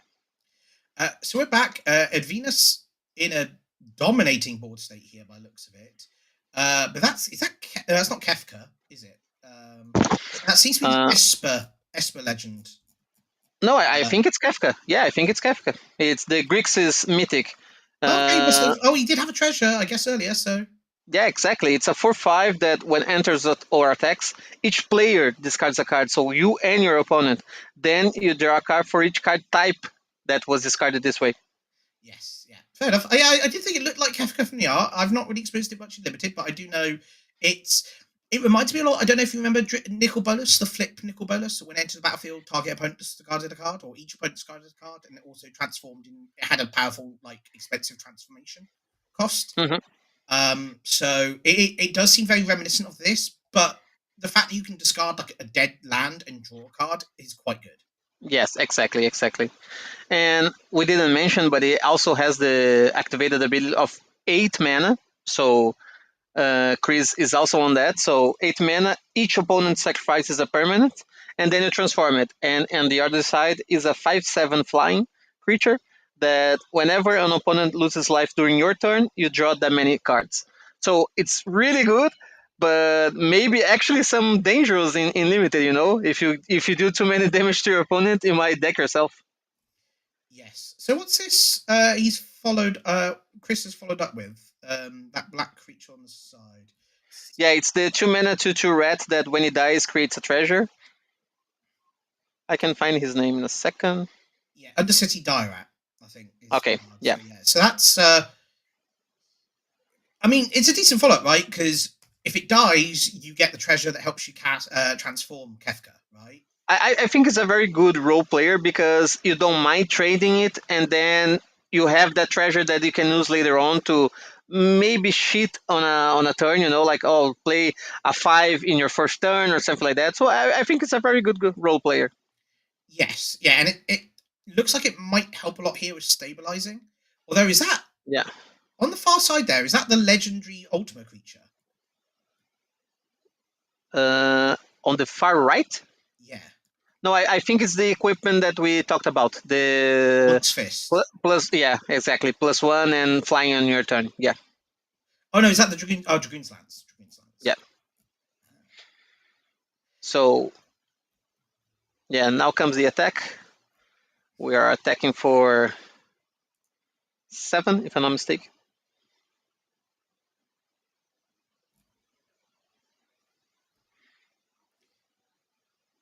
Yeah. Is that just the white priests artifact? There was an artifact equipment on one of the creatures that was attacking there. So I don't know. Yeah, it looked like white think mage stuff. I think it's the +1/+1. Whenever you attack, you gain 1 life. Yeah. Yeah. So there's a lot of cards I can kind of recognize. I just can't really see the art quite so clearly on some of them. So But yeah, we're back in the booth again. Sorry about that, everyone. But what we're seeing, like the snippets we're seeing, and I wish we weren't having these issues. I wish we'd be able to see the whole game. But the snippets we're seeing, the format seems sweet because, like, one player seems absolutely dominating, and then the next player follows up with Kefka and Rat from Esper Mana base, presumably from sacking a treasure. And so, you're able to play these very powerful cards, right? And Kefka draws, like, what is it? You draw cards for each card type discarded this way. And Exactly. so, I mean, your opponent's incentivized to discard a land, and you might want to discard a land. So it's just draw a card at that point, but you're still a card up. But just imagine if you discard like a useless 1-drop creature or 2-drop creature, or even like that 3-drop we saw earlier.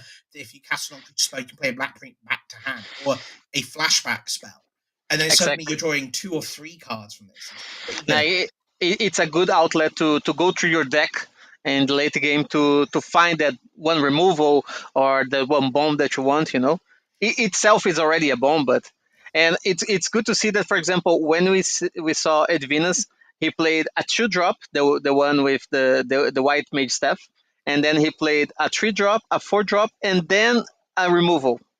And actually, Chris was stumble a little bit, and that already put a lot of pressure on him. So even though the format it demands from you to have a good late game, you cannot stumble so much, because otherwise you're going to be overwhelmed.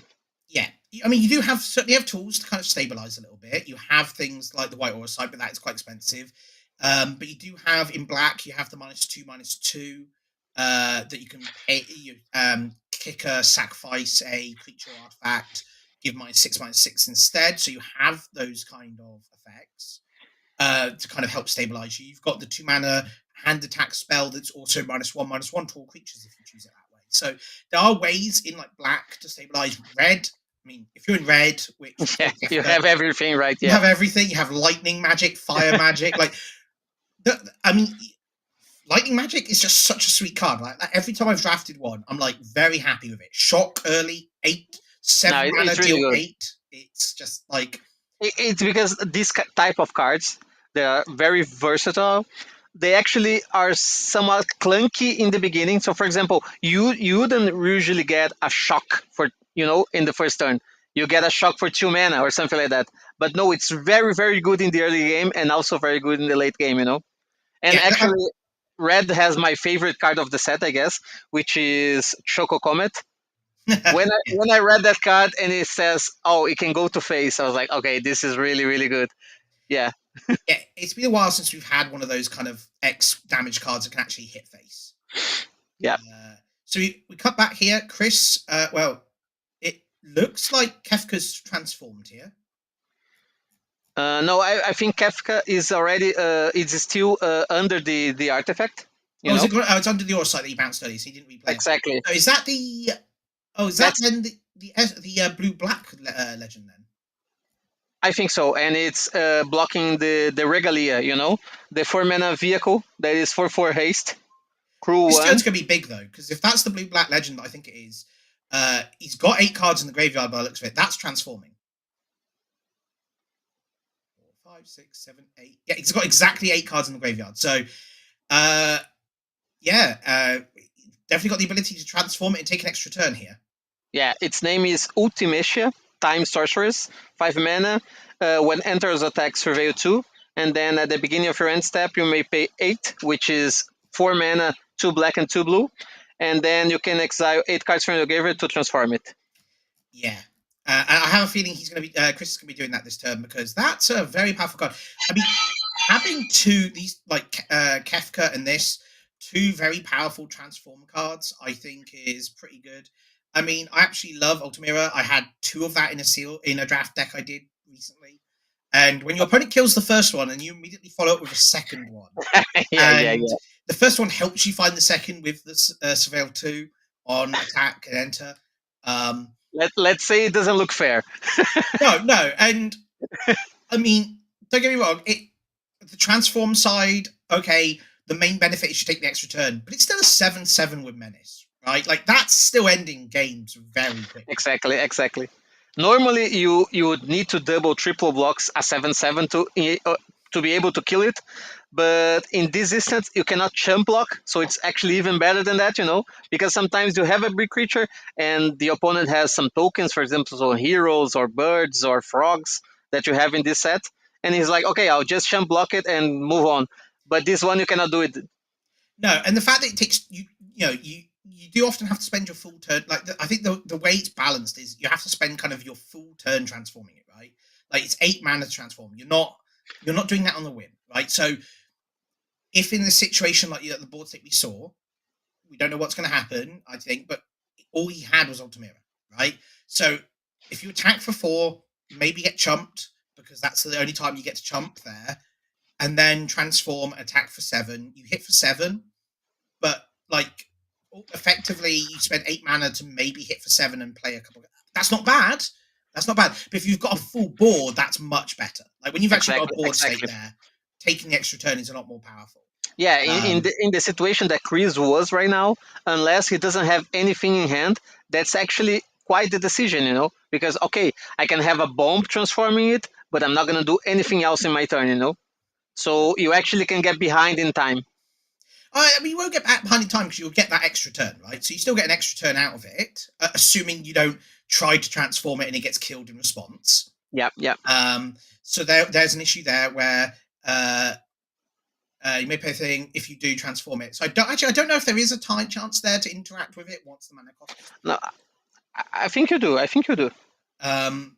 But yeah, if you manage to kill it before it transforms with the mana cost, that's an issue. But you do get an extra turn. It's just more. It's completely broken if you have a board state, and if you don't have a board state, it's fair. Like it's kind of 8 mana deal 7. Yeah, which is I agree. maybe deal 7 because you can still chump it and still like double block.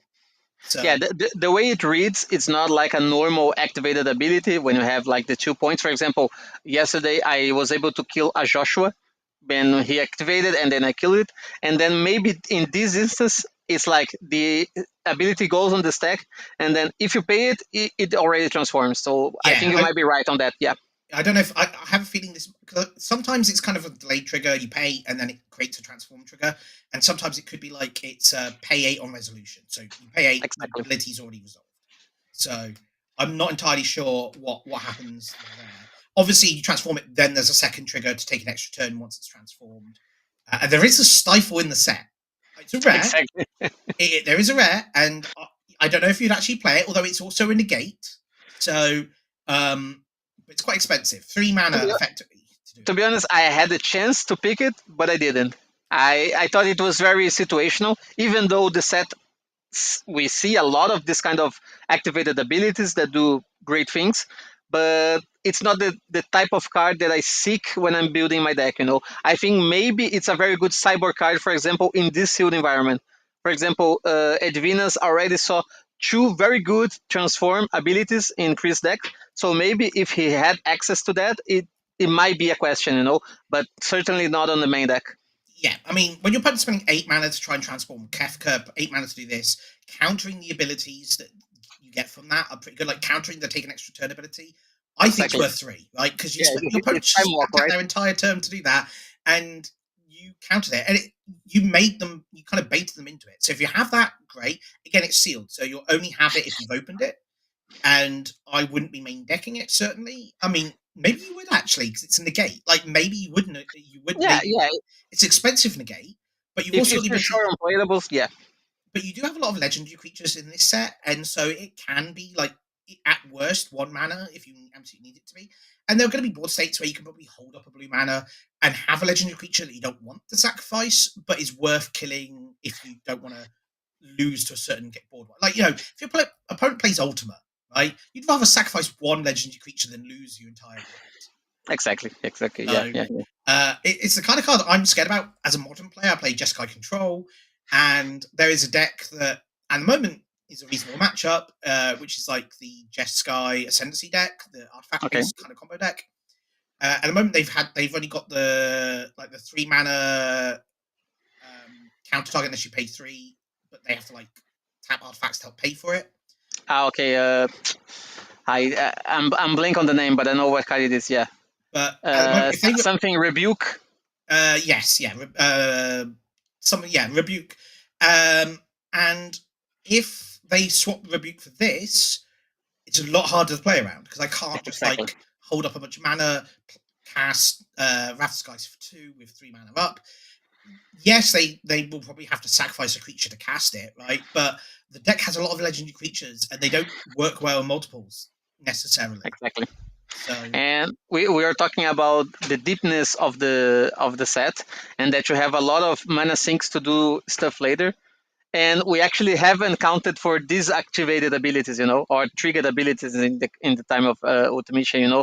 We have like flashbacks, and we have like activated abilities like the Demon Wall that is like recurrent. But these flips abilities, we didn't say it earlier, but it's actually another one of the things that you can do late in the game. and there's quite a lot of these flip abilities in a lot of different colors, right? White has at least 2 that I've seen. You've got just having a look. You've got Dion, who's a very powerful rare. I've seen stats is probably one of the best rares for white in the set. 4 mana, 3/3 that makes a 2/2 during your turn. It and other knights you control flying. So it comes with 5 power and toughness of creatures for 4 mana, all Yeah. which is flying on your turn. But it also has 6 mana to exile it and return to the battlefield transformed. And it comes as a saga that like puts counters on other creatures and destroys an opponent's thing and then comes back as the knight, right? So it keeps looping. You have the one that I've personally enjoyed casting. I've managed to cast once and transform once. You have Venat, Heart of Hjelden, which I'm sure some Final Fantasy fans are going to be really upset with my pronunciation there. But whenever you cast a legendary spell, you draw a card. Triggers only once each turn. But for 8 mana, for 7 mana, sorry, not 8, you can exile a permanent opponent control, any non-land permanent, transform it, and it becomes an indestructible creature that starts putting counters on things. And if you put a counter on a legendary creature, you're drawing cards. That card is very powerful. And we see that in white with the transforms. You've got transforms in black as well, but they seem to all be more triggers, like attack triggers and stuff. There doesn't seem to be a lot of the way of like active transformation there. Yeah. Blue doesn't seem to have a lot of the transform stuff. So like, sure. But I think a lot of it seems to be kind of more white base or like at the top Exactly. end, like Exactly. multicolored. Yeah, I don't remember in blue. I think blue has some very good expensive sagas, like for example, Summon Leviathan, Yeah, Summon which is a Leviathan. very good top end, But I don't remember cards that need to activate in play, Yeah. You got Jill. I think Jill's the only one I can say. Just have a quick look through the card list. Jill, which transforms for 5 mana into Shiva, which is actually a very good transform. Actually, 4/5 Saga Elemental.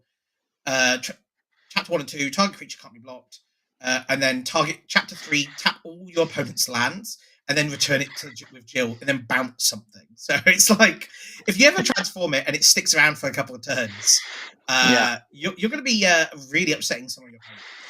No, and another thing completely on another topic that I think it's really good in Final Fantasy is that, for example, I don't know if you're a huge fan of Lord of the Rings, but during the set of Lord of the Rings, I don't think they did a really good job in having good cards as the main characters. For example, Frodo is not a very good card, and then Aragorn only sees plays in Commander or Gandalf.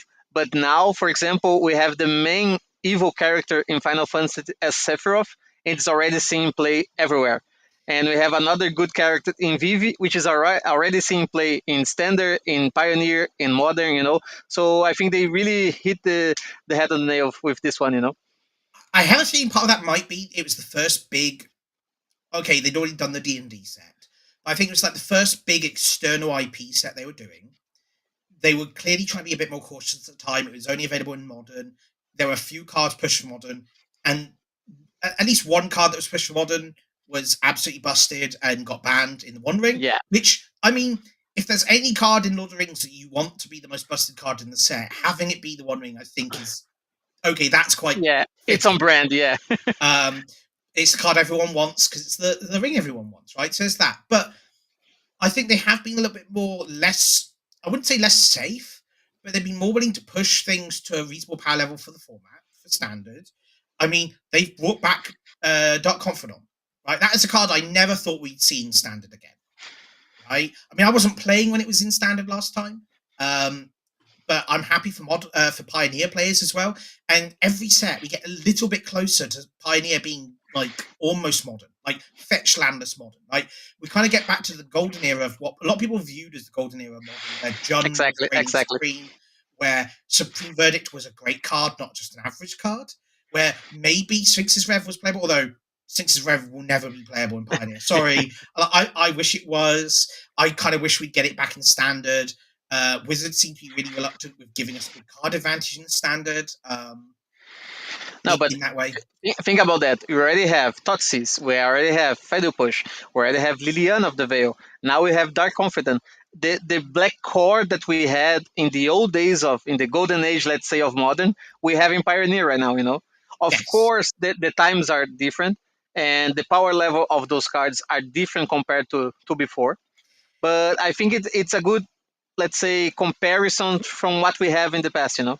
Yep. yes. Now it is a shame that I think one of the top decks in Pioneer right now is basically just mono red mice, which is basically just the standard deck with a few extra cards that are Pioneer legal and not standard legal.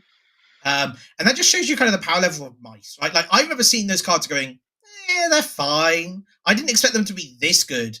And I've played through like other standard eras where people hated mono red, like Chain Whirler Red. I don't know if you played back then. I don't know if you were a player back then, but Chain Whirler Red was brutal to play against. They had so many powerful cards. Yeah. Like Chain Whirler meant that you couldn't play any other aggro deck because all your creatures died very quickly. It was a 3/3 first strike, in addition to just dealing 1 to everything, which was annoying. You had Chandra Torture Defiance, which was I think only the second ever Planeswalker with 4 activated abilities beyond. I mean, it was like a Jason Mindsculpt. I think we'd had like maybe Yeah, Sark and the Mad or something, but that was like 4 negative abilities, so there was no way to yes. No, no, yeah. Chandra and Jace was the direct comparison, you know. And when we were playing Mono Red, I was actually playing like Black Red with, for example, Chain Wheeler and Heart of Kiran. And I remember I was also playing, if I'm not mistaken, Glory Bringer at the same time. Yeah, so yeah, good times. I mean, yeah, you had Mono Red, you had like Rakdos vehicles, you had Mardu vehicles because you had the 3 mana or the 2 mana red white guy 3/1 when it entered the battlefield, scry 2, and like if you crewed a vehicle, the vehicle got Yeah, yeah. +1/+1. Which I know caused some controversy at the Pro Tour, I think, where a player wanted to go to beginning of combat to give it plus something so it could crew, or there was a weird interaction there that didn't quite work the way they wanted it to.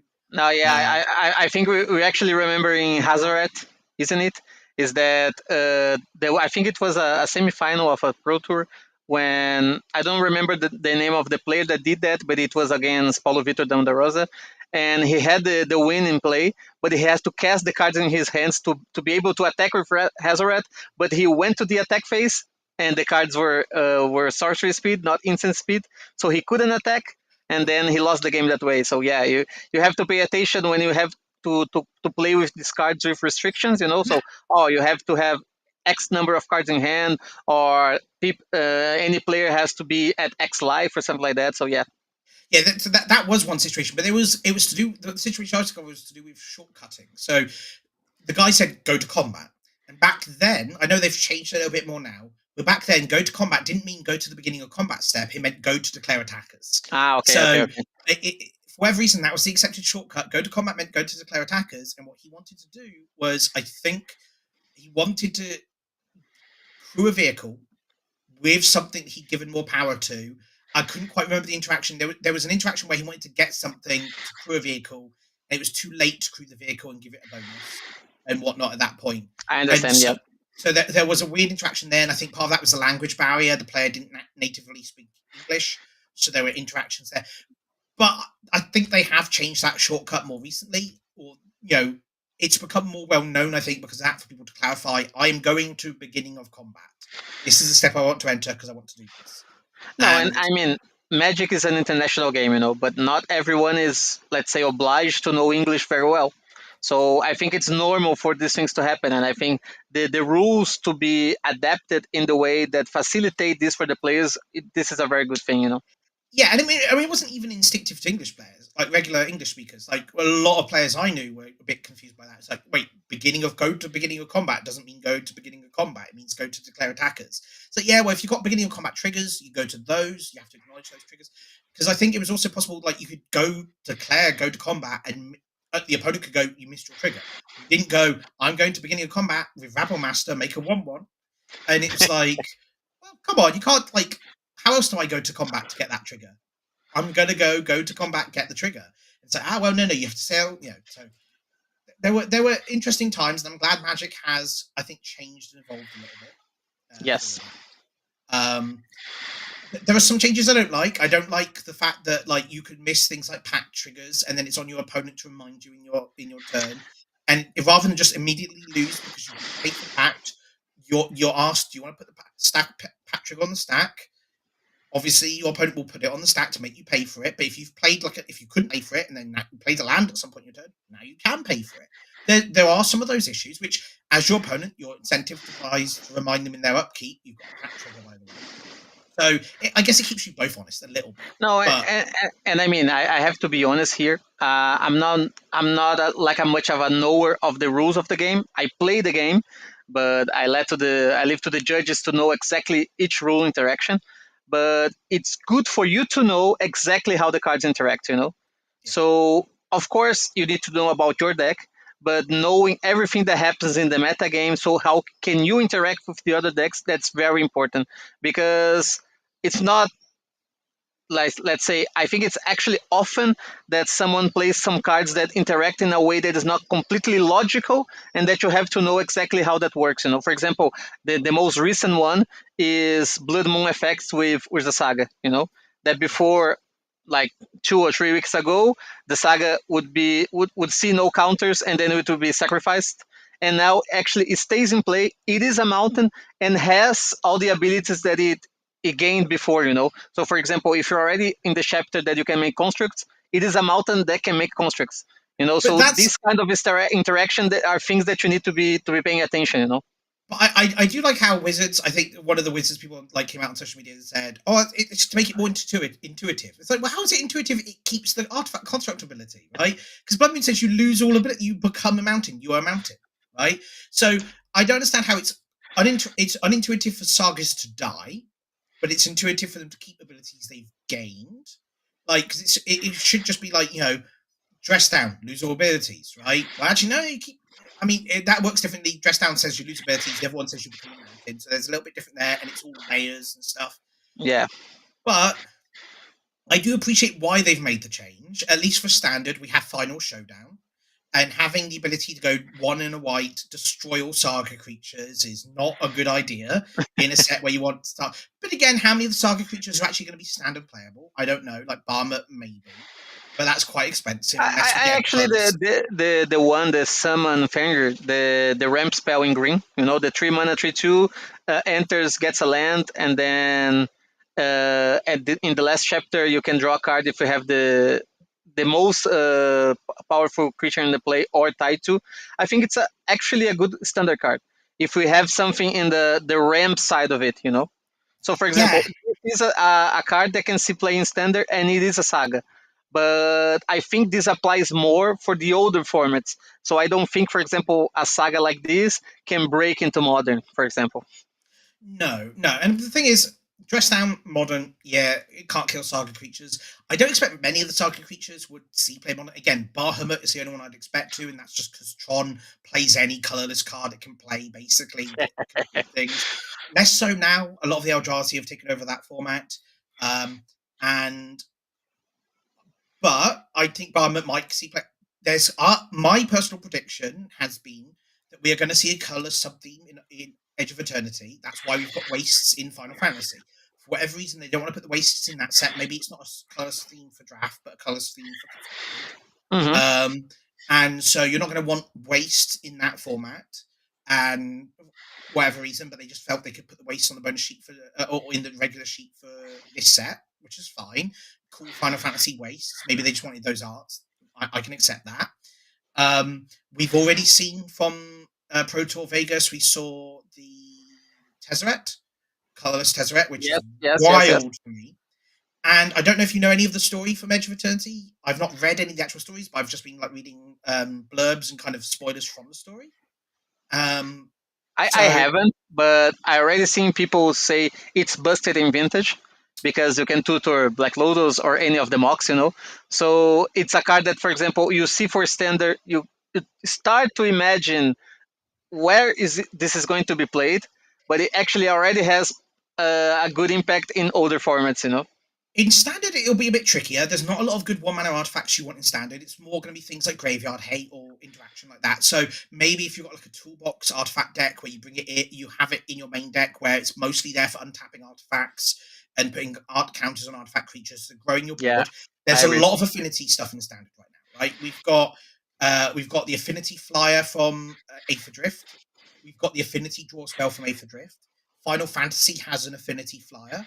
So we have got these affinity cards where blue-white affinity seems to be something that Wizards wants to see play because they're like, the blue-white affinity draw card was one of their F&M promos that you get from the promo packs. So that's one of the cards they've chosen that might see play at some point down the line. We do need a few earlier in cards. One of my friends hopes we get Mox Opal. It does need a Okay.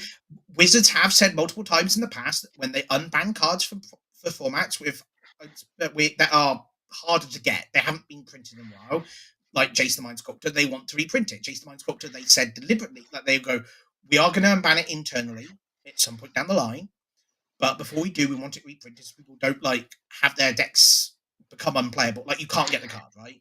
And Yeah, so and they printed it and in a couple of master sets leading up to the unban. Now Mox yeah, Opal hasn't been reprinted. it, it Should be. has it has been reprinted, but in the time it was still banned, so it didn't change much of the price. But now that it has been unbanned, the price just skyrocket. If I'm not mistaken, it's like 100 euro or so. So Well, I mean, it limits the price. number of people that can pick up the deck. I mean, price. Ignore the price for a second because that's not Wizards can't control that kind of thing. They can only control the ability to actually. It's how much it's printed. My point is that from like an accessibility standpoint, just it being in packs, they want things to be in packs when they unban it or shortly after they unban it. So the thing is, could they print Mox Opal in standard? Probably. I mean, from a standard power level, I don't think it's too powerful for standard. There isn't a lot of artifact themes already seen play. My concern would be more for Pioneer. That would be my concern. Is Yeah, yeah. could it be a little bit too powerful for Pioneer? Again, Pioneer does have a lot of the pieces that you'd want for that deck. You have Darksteel Citadel. You already have Ornithopter. You don't have Memnite, so you only have Ornithopter or Darksteel Citadel. You do have a couple of more of like the artifact You lands. you have drum and yeah, yeah. You You you have already Drum. see sometimes the scissors deck, with galvanic blast and this kind of stuff. So So that's a concern. So the question is then, would it be on a bonus sheet perhaps? Because we know yeah. we do know that Ivor Eternity has two bonus sheets. It has the bonus sheet of lands that they've announced, and it has a special guest sheet, which they've not announced anything that's on the special guest sheet. So we know one is lands that will be available in like one in every 5 packs or so. I don't know what the actual ratio is, but will be more available for draft. It's kind of more there for limited, and then you've got the special guests, which is more these are cards we want to reprint with Noir or with. Okay, but for example, I understand that every reprint is good for card availability, but if it is done in a special guest sheet, I don't know if it changes the market so much. I don't know if this gets cards in the hands of players as much as we like to. No, Because maybe not. But again, it's one of the issues when you have a card like Mox Opal that you can't just reprint because it's a very powerful card, right? yeah. And that's a problem with a lot of these cards where we don't do the master sets as much anymore. Those seem to have been, at least more recently, they were replaced with like Lord of the Rings, Modern Horizons 3. Though, but those sets seem to have taken the place of master sets, and so Modern Horizons sets have started doing reprints. So the first Modern Horizons set was only new cards. The second Modern Horizons sets, I think, was only new cards or reprints of Modern Horizons 1 cards in like old frame. Modern Mm-hmm, mm-hmm. Horizons 3, I think, had reprints. I think in It had retro. reprints of cards that were not modern legal before, you know, Right. from before the modern frame. For example, Goblin Bombardment. That Yes. it was not in modern, but it was pre-modern, let's say, and then it came to modern. Or most recently, Orange Chant, that is seeing a lot of play in modern as well. So yeah, so you got those cards. So I would like to see if we get a Moxo port at some point. I personally want it because I just want to be able to get it from my packs. There are a lot of decks I'd like to play with Moxo port, but it's just hard to get hold of Yep. them. So hopefully we will see those reprints. Now I do want to apologise at this point to everyone still watching. I know there's quite a few of you out there. Unfortunately, yeah, round two. Personally, we've had a lot of technical issues. Round one, we had those issues. Round two, the match is probably well over by now, I'm afraid. So I apologise for everyone that's kind of got onto the feature matches and we've not been able to kind of properly highlight you. Yeah, it's something that is actually beyond our powers right now, but we are working to fix it so we can bring you some action.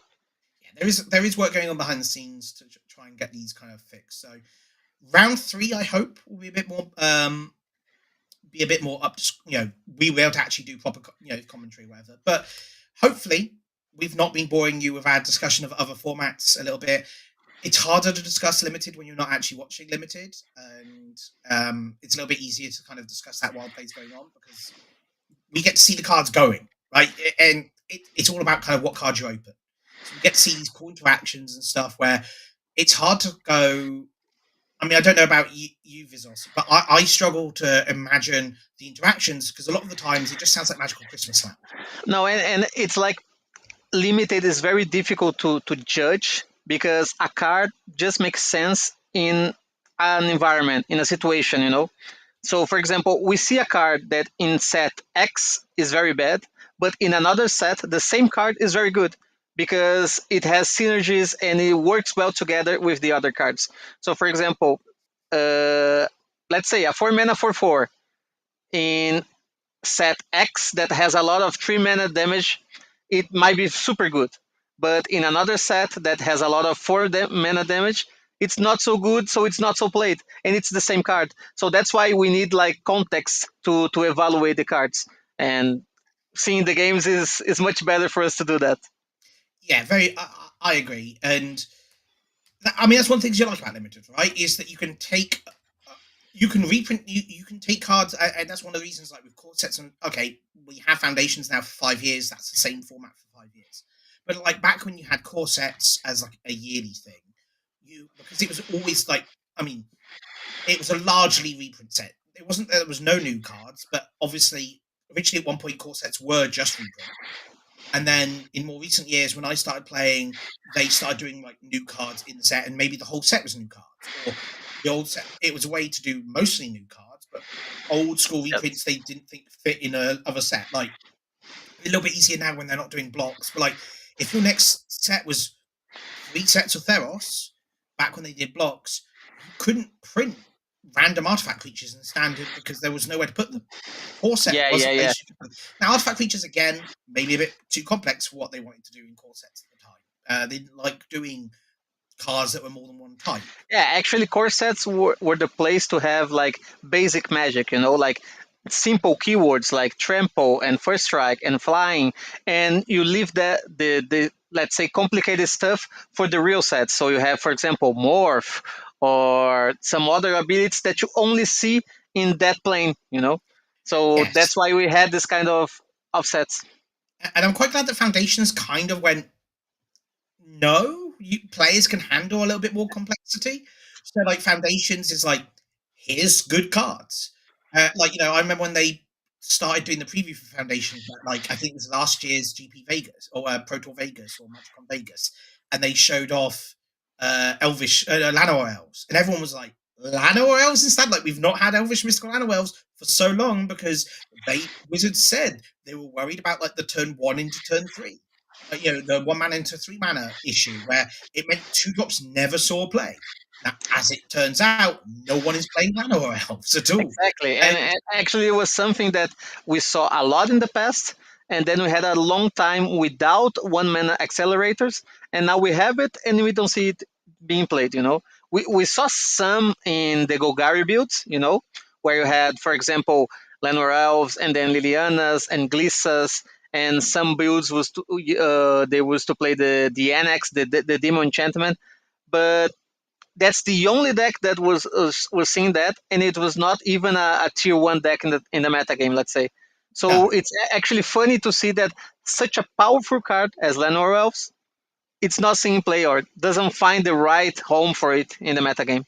Well, it's like Day of Judgment, right? Like as a control mage, I was really excited to see Day of Judgment, but like for years, we said 4-mana wraths were too good. Like you couldn't have a 4-mana unconditional wrath. You couldn't just have destroy all creatures 4-mana. And we saw multiple sets in a row where you did have a 4-mana wrath. But it was a 4-mana wrath with downside. So you had like 4-mana wrath. If each player who controls a multicolored creature draws a card, each player who controls the most creatures or tied to the most creatures draws a card. Like so, it punished you as the control player for not playing creatures, and it replaced cards in your opponent's hand. Those cards saw 0 play because why would I play the 4-mana wrath with downside when I could play the 5-mana wrath with upside? Yeah. So, and it seems Okay. we're here with round 3, so we're actually Exactly. Getting some more magic. So hopefully things work out now for the round. Camera does seem to be frozen again though, so fingers crossed everything picks up. But we have Mantas versus Bartos. Exactly. So So the camera is froze for the moment, but we're gonna just be able to see what you're seeing in the game in the decks. So hopefully that will fix itself in a minute. Let's have a look.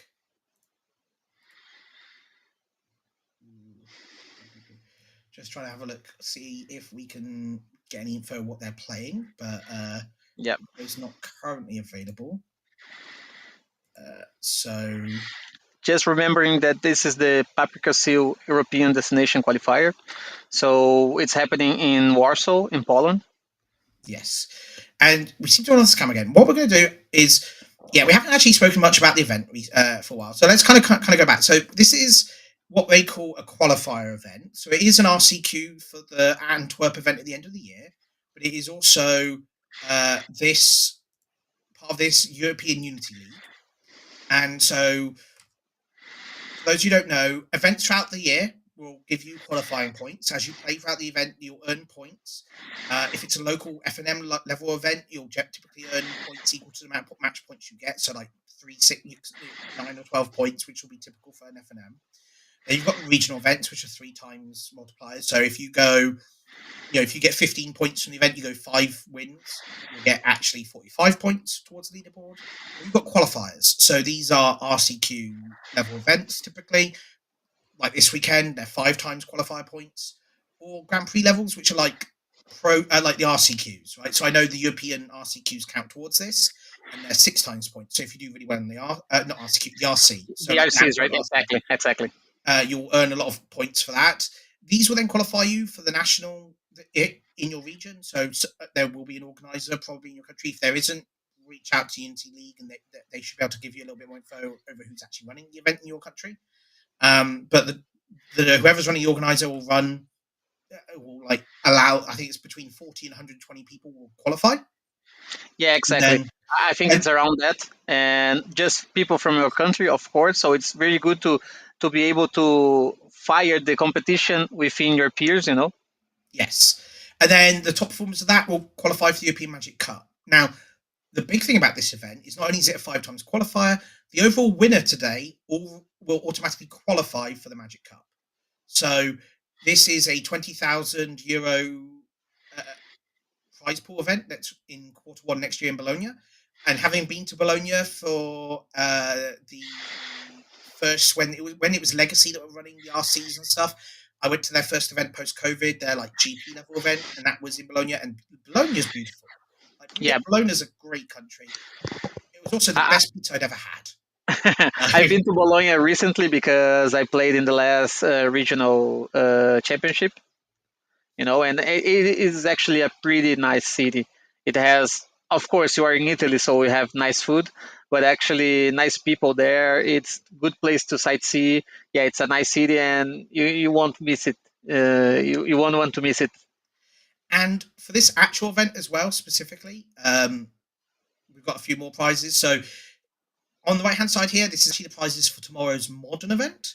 The top four will qualify for the regional championship, and so. But today it's the top two. So the top two, the finalists today will qualify for the regional championship. The winner will qualify for the end of year event for the European Unity League. But there's also these, as we mentioned them earlier, these really fancy flooded strands. And as a blue, as I say, I'm a control player. Flooded strands my favorite fetch. These look gorgeous. No, Absolutely. yeah, it's everything that you want. It's like Final Fantasy Seal stuff, which is hot right now. You have these flooded strands that are beautiful. The playmats, all the other accessories. So yeah, it's a very nice pool for the players that are playing. Yeah. And like you've got the deck boxes, and you've got what I think is like a deck box playmat system, which I think one of my mates has got like the whole system in one. So that's quite Yeah, nice. exactly. They are connected by they are magnetic, so you don't lose them very very easily. So you can have like your playmat and then your deck box and also your dice tray, everything in like a kit. So it's actually really nice. Yeah, and I will say I like the fact we get top four get flooded strands, because it seems to be a weird thing at the moment. Promos for like a lot of these events aren't great. I know the Pro Tour promos everyone's been really excited about, like Cloud. I've seen Cloud is a very like a lot of people want that Cloud from the Pro Tour. Um, but a lot of the RCQ promos, I mean, no one really wants an innkeeper or a Yeah, we're not in that era of Magic anymore. lately the cards has have been a little underwhelming. For example, when I participated in like maybe 2 years ago in the RCs, I used to get, for example, Season Pyro or Valakut or Snapcaster or Ugin, and now the cards are a little, let's say, some steps lower than that. So I think this is a point that Wizards can step up their game. Yeah, For I mean next season's RCQ promos for the standard season. Like, come on, Wizards! Like, because it's like the Jasper the Laughing Lizard guy, and to be honest, I already told you that I like different cards, and I the, want those shoot the sheriffs. okay, I will say the art on both cards is gorgeous. I love the art on both cards. Don't get me wrong. The artists have done fantastic work. It is just a shame that, as a lot of people shared on social media, you can tell which secret lair they were meant to be associated with and just Exactly. didn't get used for. Right? They seem to be kind of associated with a particular secret lair. Like, we did this art for a secret lair that didn't get chosen for a card or something, so we're going to use it for this card for the promos. And it makes sense. A lot of the prize cards now don't say like RCQ; they say special secret lair on the bottom. So they're all like Exactly. secret lair Exactly. promos. That seems to be how they're doing it. That's their fun. But just choose something slightly better. Is all I'm saying. Yeah, I mean, it doesn't need to be all value, but if it's the playability is good, I think it's already good for the community. For I don't example, we think have a value should. I don't think value should ever come into it. I think playability should. I think it should always be kind of a card that you think will actually see play. See play. exactly. Now, shoot the sheriff may well see play, but it's non. It's like, what is it, non-mercenary card, and there's a lot of mercenaries. Like, there's a lot of cards that just fit in that category, because it's, if you're a rogue, if you're a warrior, if you're a warlock, if you're, there's a lot of different cards that fit in that category of being a mercenary. And so there's a lot of things that just it won't incidentally kill, and so you're not going to run that when you've got destroy target No, creature for like 2 mana or 3 mana. Other and things. and it's not like we don't have good options. For example, we have plenty of good options that, for example, of uncommon cards that would see a lot of play overall. For example, Celestial Purge or Spell Snare, or I don't know, for the rare, for example, Mana Confluence, cards that people really want to have them, and And, and more in different arts. And if you But think of standard, right, like it's a standard RCQ season, so we want to give you standard promos that maybe you could run in your second RCQ if you're running the Gauntlet of events. for example, So, a like Hardfire Hero, Heartfire it's a Hero, good. uh, if you're playing mono red, Heartfire Hero. If they want to do something a little bit different, you've got things like the new Final Fantasy starting Townland. Like, you've got things like that, which could be a cool rare to do, right? Final Fantasy's just come out. Hey, cool. Go and play it in the standards RCQ season. Get this like fantastic mana confluence land that everyone's going to want, because it's just going to be a backbone of standard moving forwards. You And know, I mean, I think we want to be fair that they have to plan these cards way in advance. So, for example, they didn't choose to play to print Shoot the Sheriff last month. They chose this like maybe half a year, more than that ago. But I think it would be good if the playability of the cards were a little higher, a little more spread in the community. You know? But I do appreciate the fact that the art is always good. Like the art is Yeah, yeah. I always cannot complain fantastic, about that. and I think it's very hard. I mean, okay, there's a lot of issues. I've heard a lot of comments on, say, the Final Fantasy Legends, the alt art legends, so things like Ragavan, the bonus sheet cards, where a lot of them are like photographs or like screenshots or stuff from like the manuals and stuff for the different games. I've never played those games. I don't know where all the art comes from. A lot of it does look a little goofy, but that's it because it's original Final Fantasy art. It's from the 80s. It's from the or not maybe 90s or whatever. So it's from an era where the art was very different, and it's video game art from like an era where there were no more than like 3 polygons in a model. So you've got a very different era of art, and it's very nostalgic for the Final Fantasy fans. As a Now, non-Final Fantasy fan, not necessarily a huge fan of some of those old art. I would have preferred they do new ones, but it's a cool way to like, kind of include the history of the game.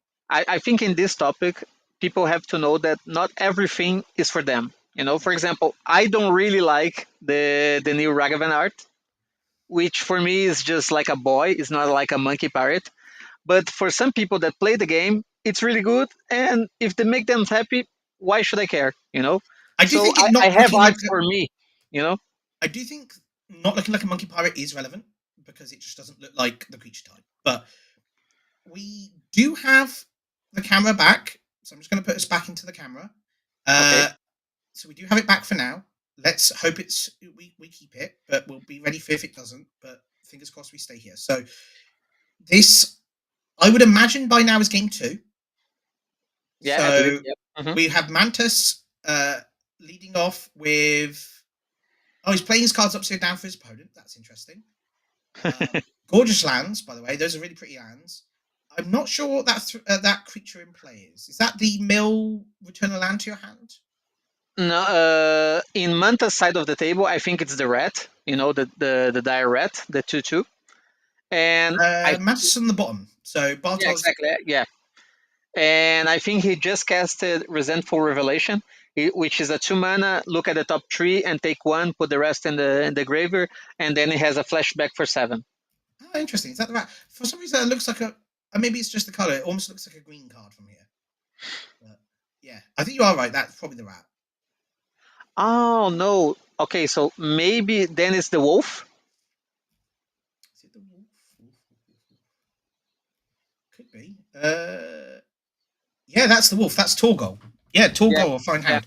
Yeah, because he just played a human and it comes in with a counter. And we've lost it again. Oh well, that's unfortunate. yeah.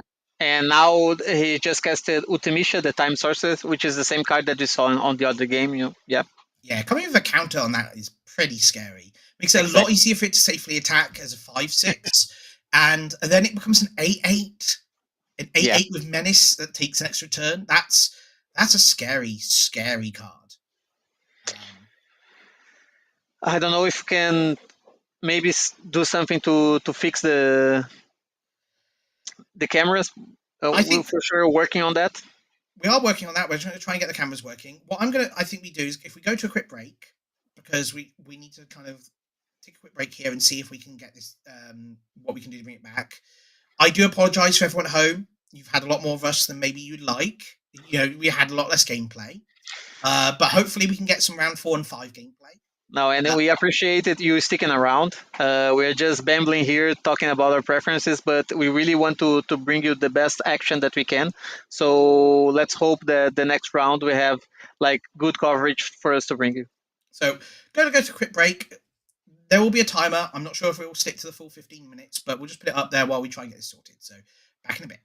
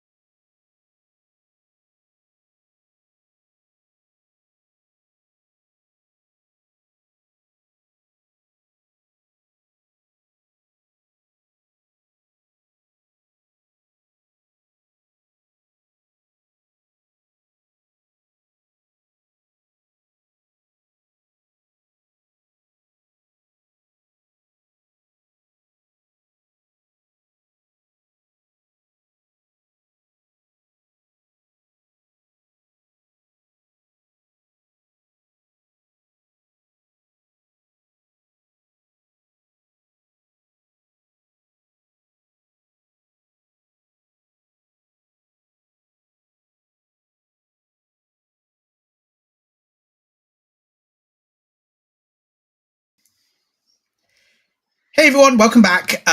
Unfortunately, in the time gone, we're not going to be able to get the stream actually working for the rest of the day today.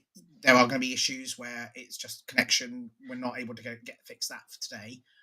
What we will have, hopefully, is a better connection. There are things being worked on for tomorrow, so modern can be brought to you guys in a much better connection, and that'll be really good. Now, it won't be me or Vizos here tomorrow. We do have some very good streamers, though. We have Olsen, we have Lucy, and we have Donkin. They'll be great commentators for you tomorrow. You can have a great time with them.